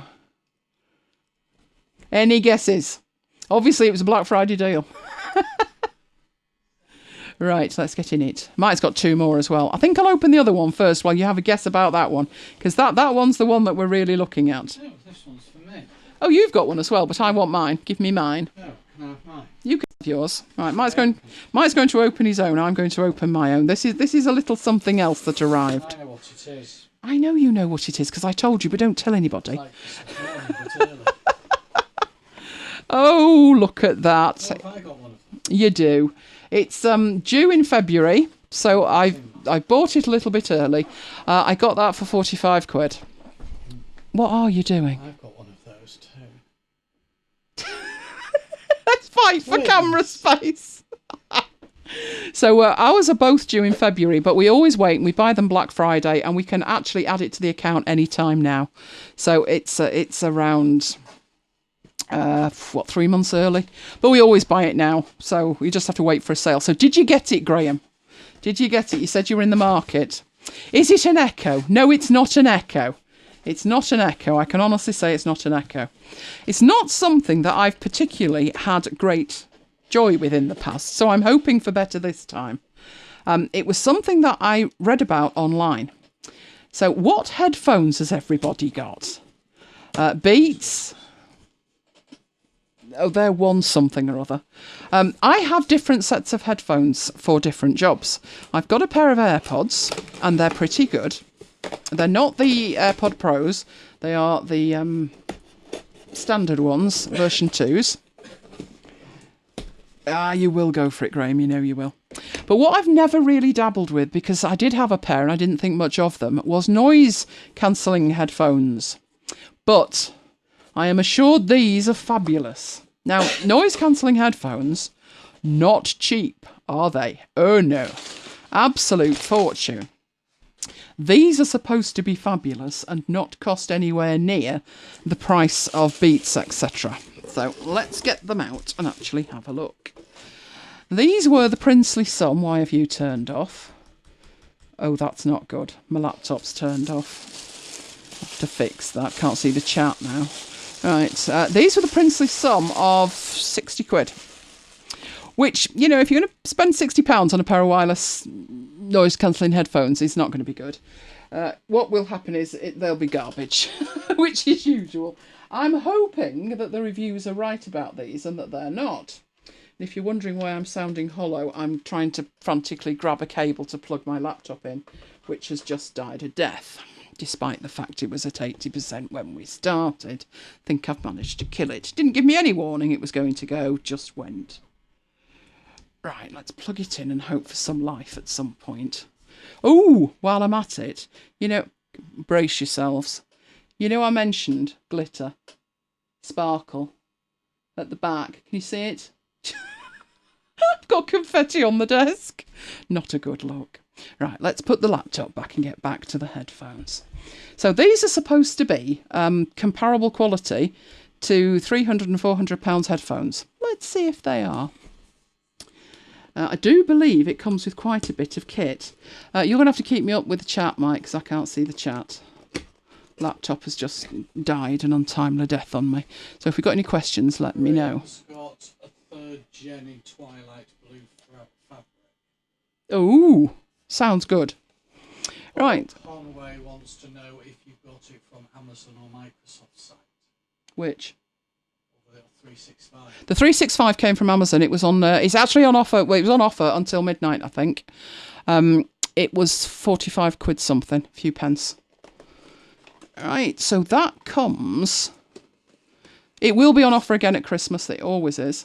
It actually comes with a hard case, which is pretty nice, isn't it? Let's open that up. I will do a review of what they sound like next week. This is all about what they look and feel like. Oh, that's actually quite a lovely case. There we go. So these are actually, they are Sound Surge 46s from somebody called Taytronics, which I'd never heard of. Now, apparently there's Sound Surge 46s and Sound Surge 60s. And the 60s aren't great, but the 45s are supposed to be fabulous. So we'll see. Right, let's open it up. See what we get. Graham said 365 box or email code. Mine's got a code in the box. Not sure why you might go for the box. I've said because you like touchy. I don't trust them with an email code, basically. I want something that I can say, look, here's a piece of paper with the code on if it doesn't work. It's just the way I am. Not that I don't trust them, but I don't trust them. There we go. So let's turn that round so we can let me move my phone. That's not fantastic, is it? Move that down a bit and then we can see it. Awesome. So the case is probably about 8 inches square and it comes with a manual and it comes with a bag of bits. What's in the bag of bits? 2 cables and an adapter for aircraft. There we go. These are standard cables, so if you don't like them, you could use any other kind of cable. That's the charging cable, which is Kindle cable, so standard USB. So everything's standard, really, which is good. And that one's got a right angle, so one end is a right angle, one end is not. But you can use any kind of cable. There's nothing particularly special about the cable. But you may want a longer one or a curly one. And you can do because it's not proprietary. Hate it when they do that and it's proprietary. And here's the headphones. So let's have a look. How are they? Ooh, they actually do feel very, very nice. Nice thing between them. Keep them apart. They are really nice. Nice weight. They turn round that way by the look of it. Let's turn them in. Oh, yes, very nice. Decent weight, nice and smooth. I'm liking those. So all I need to work out is how the noise reduction stuff works. Yes, let's see how we go with that. As I say, the noise it reduces is the lower frequencies. So basically the noise this device is making, Mike. I should bring that up. I wish you could hear it. Let me push the microphone back. Let me know if you can hear that. That might work, actually. Can you hear that? Let me know if you can hear that. That's my audio interface. It's not the one I'm actually using right at this second. It's our backup one, and it's making alarming sounds. So I'm hoping that is not terminal. Yes, so very nice. So I just need to test them now. That's what they look like. They feel nice. They feel well made. They feel fairly heavy. They're metal on the outside here. Leather on the inside, or at least look-alike leather. Maybe vegan-friendly leather. Not sure. Let's try turning that laptop. Still not seeing office for sale. Still showing as $99. Oh, that's not good. No. Kim can hear the buzzing. Yes, my poor device is terminal, I think. Maybe that's what's killing the cables. It's clearly not right. Yeah, right, I'm back with the chat. I might need to refresh, I'm not sure. What was the last comment? Buzz. Hang on. Yep, got that. Right, not seen the sale on Office. Got that one. Yeah, now the charge on it, I've heard that as well, that they charge very, very quickly. That's going to be important, and also how long they last. It says 30 hours, but whether it does or not is a totally different business. So that's what I've got. So you've seen them this week. I will then do a review. Oh, it's a blog post. So now when I've got them on and I've tested them, etc. So I'll be doing that next. Right, let's get in then. And got the details. Got the details for you. That won't help. You're not going to see that unless I do something else, which means I need the keyboard. Oh, dear me. Right. I need to switch you back is what I need to do. And my mouse pointer has gone crazy. My mouse pointer's vanished. Oh, I'm not kidding. The mouse pointer's gone. Am I still broadcasting? You are Oh, good. I might never not be broadcasting because the mouse pointer's vanished. Oh, that is not good, Matt. I've got two mice. You don't think I go into a live session, do you, with no mice? I literally cannot get out of that. Let me see if it's alive or not. I can do that, but that doesn't help me over here. We're back. It's found it. Way. Oh, well done, technology. Useless tonight, aren't you? Useless. Right. We were going back into that, was what we were doing. Right, it's working again. So that's what they are. QR code there to go get them.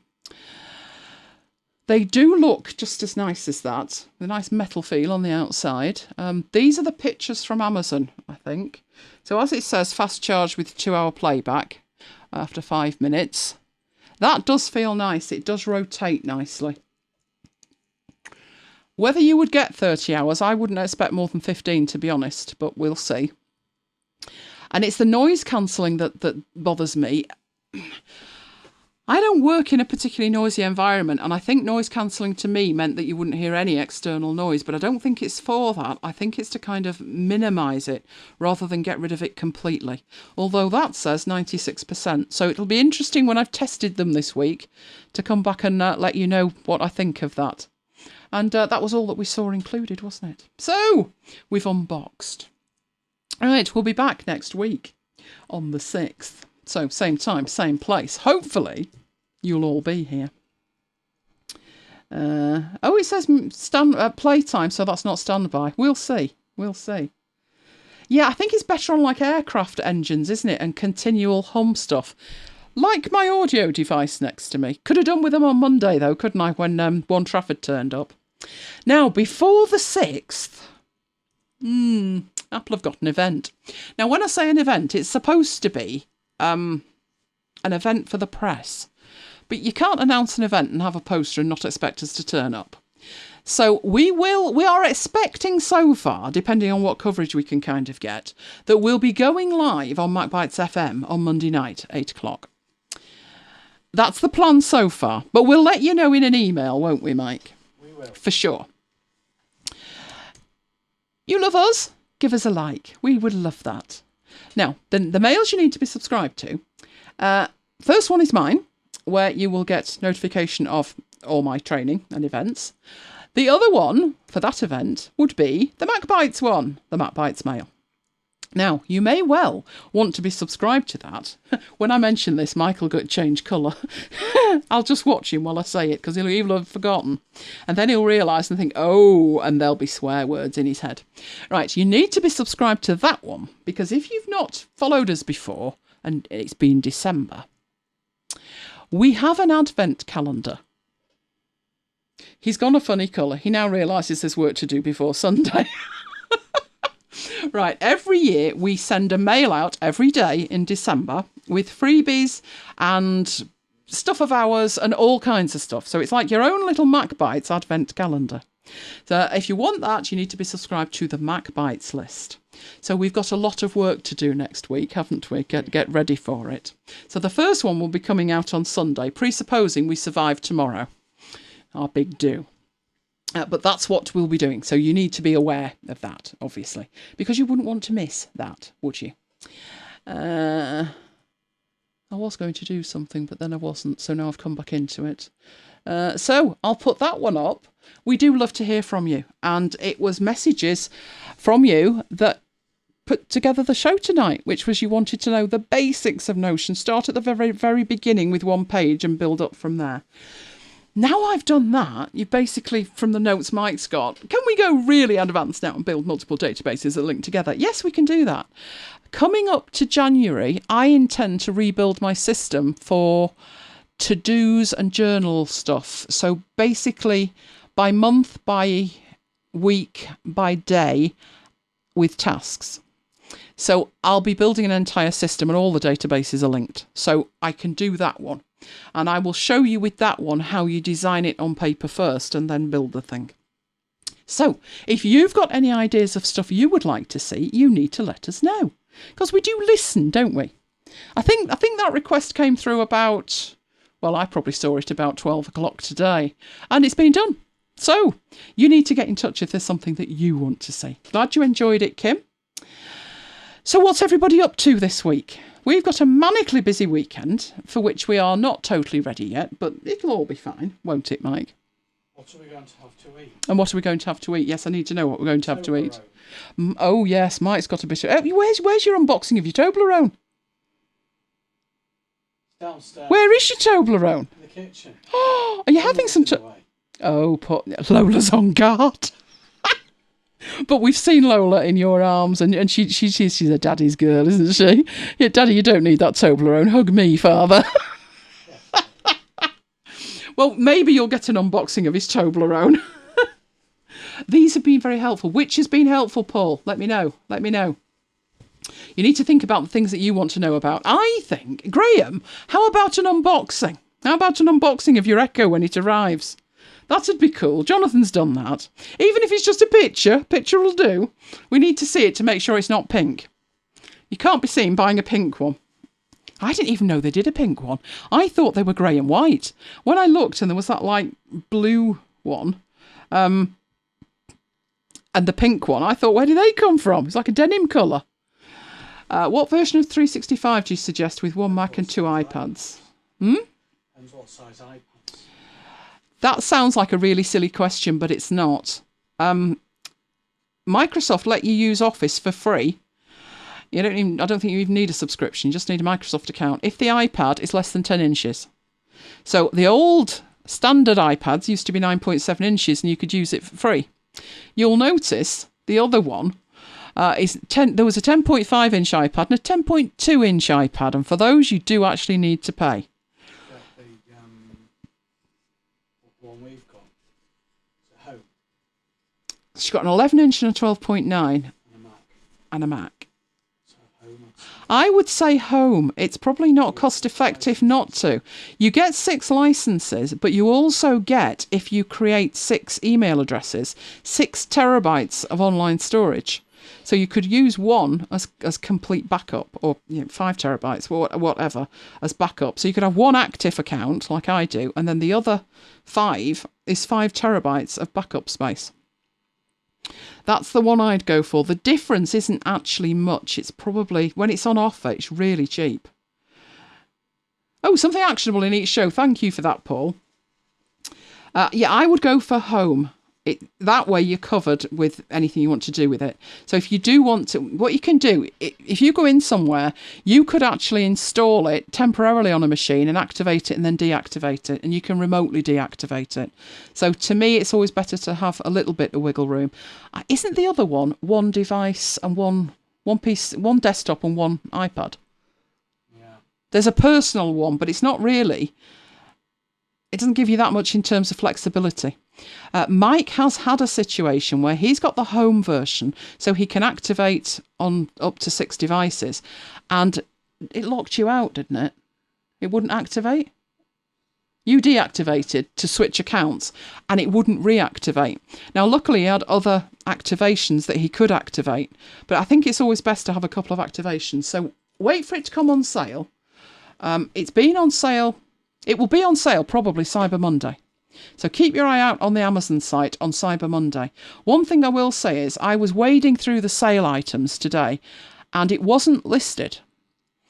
I was then on my phone and I glanced at the sale items on my phone and there it was. And I thought, just a minute. I went back and looked at exactly the same page on the desktop and it wasn't there. So I ended up adding it to my wish list from the phone and getting to the link that way. So sometimes what's available on the phone is different than on a desktop. I have no idea why. Amazon know their own business better than I do. But that's what I did. So check on a device and check on a desktop as well, just in case. If I see a link, I'll tweet it out on my account and the MacBites account.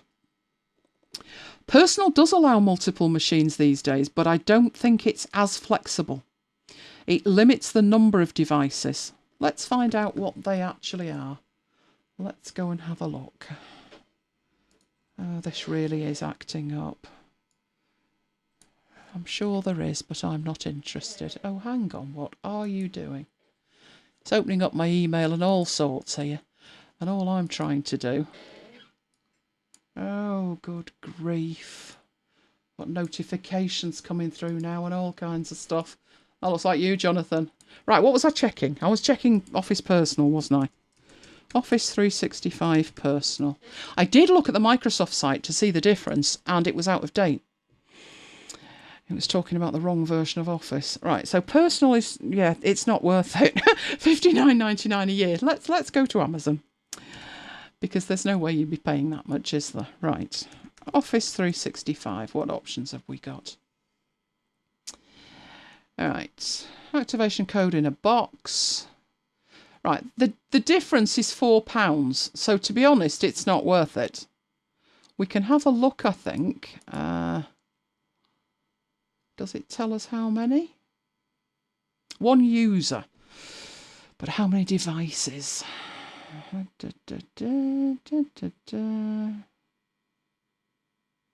For use on multiple PCs, Macs, tablets and phones, doesn't say how many. Right, here we go. One PC or Mac and one tablet, so that sorts it out. I think what you'll find is you can have it installed on multiple devices, as Graham's saying, but you can't have them active at the same time. So if you wanted to have it on the two iPads without constantly deactivating and reactivating, then I'd go for the other one. But seeing as though the difference is £4, it would be criminal not to, really. So that's gone up a bit, but you can see I bought it yesterday, which means I got same-day delivery on it, which was quite impressive. But it's $52.80 at the moment, so about £7 difference to what I paid. But that one, it can actually be six. I think, is it 6 devices? Let's have a look. 50 for 6 people. That's a really good deal. Still showing at 99. That is not good, that, Paul. I really don't know. Are you in the States?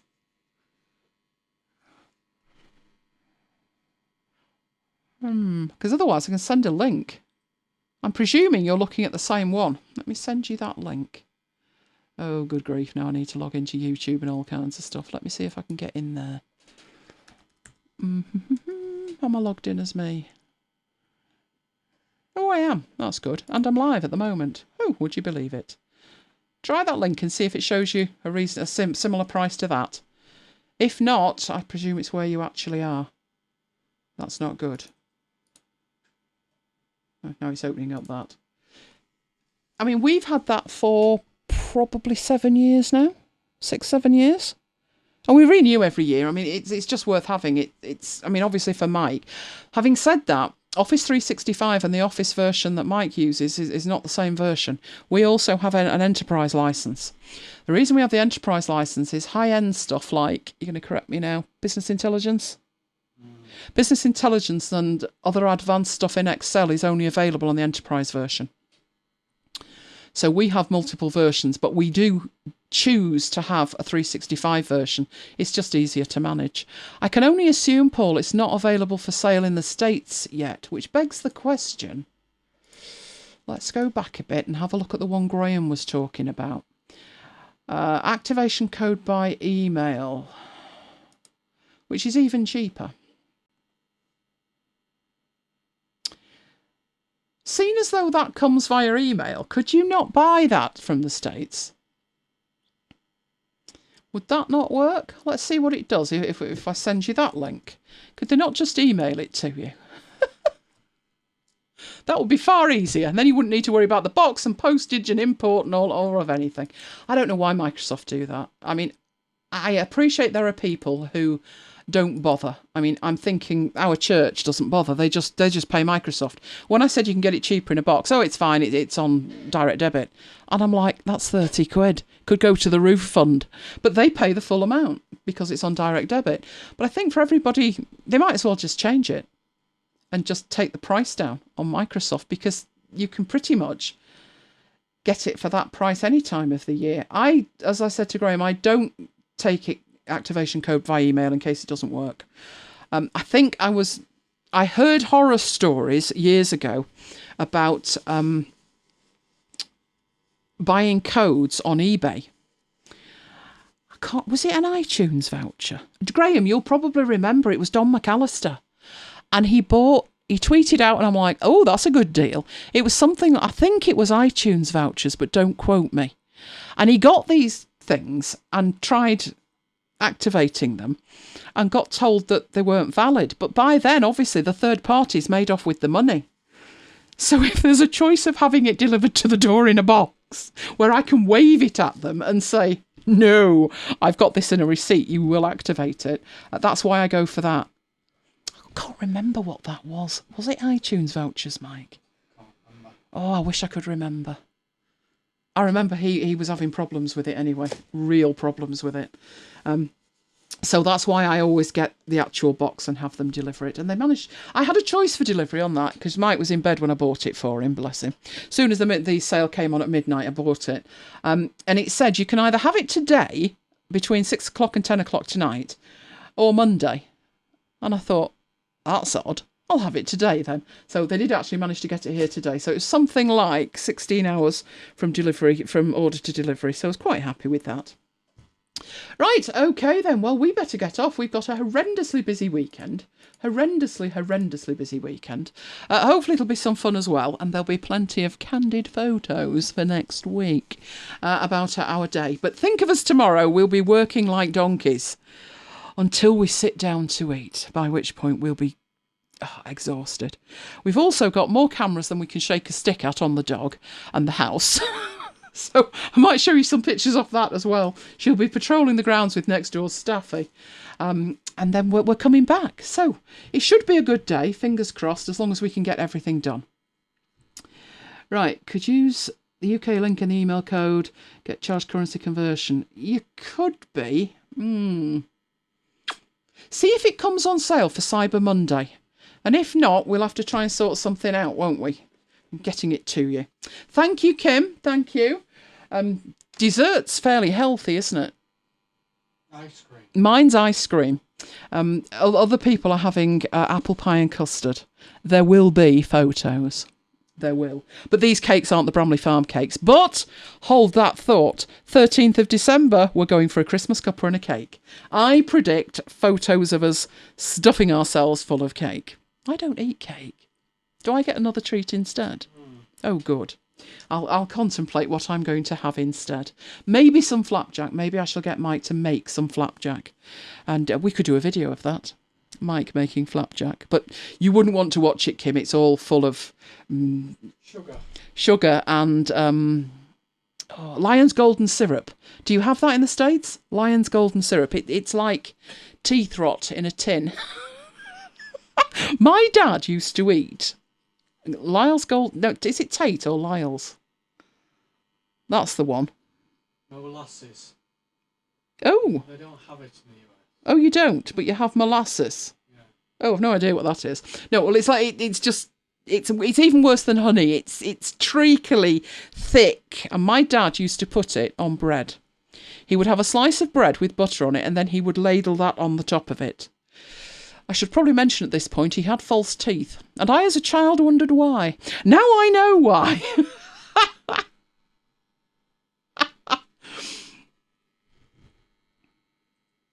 You eat sweets but brush a lot. I have to brush a lot as well. I'm actually really peeved with my brush. My brush needs to be better. It just won't hold a charge. I think these things, it's an Oral-B. I think these things are meant to be on charge all the time, and you're only meant to pick them up and brush and then put them back on charge. It says it lasts 2 weeks, but you're lucky if it lasts 2 days. I think maple syrup is not quite as treacly. Maple syrup is runny. Yes, maple syrup's runny. This is like cement. It really is. It's like eating very, very hot toffee. If you can imagine toffee that's melted, it's like that, but it's not runny at all. If you're trying to get it on something, you have to get it on a spoon and then like drizzle it on. You only charge your Oral-B every 2 weeks. Well, either Craig's telling me to brush too much, or it's knackered, Mike. I'm going to have to face the facts. I have a light blue one and a dark blue one, and the dark blue one's not bad, but the light blue ones are just useless. I really need to install a plug for it. But that would mean work, and did I mention being on holiday for 5 weeks? Oh, yes. I have earned a holiday. And I intend to have one. So, we're going to head off. By the time we return with you, if you're not with us on Monday, for said Apple event that nobody cares about, that one, then we will see you on Friday. And when we see you on Friday, we will be officially on holiday. So it's going to be more of a riot than usual. Excellent.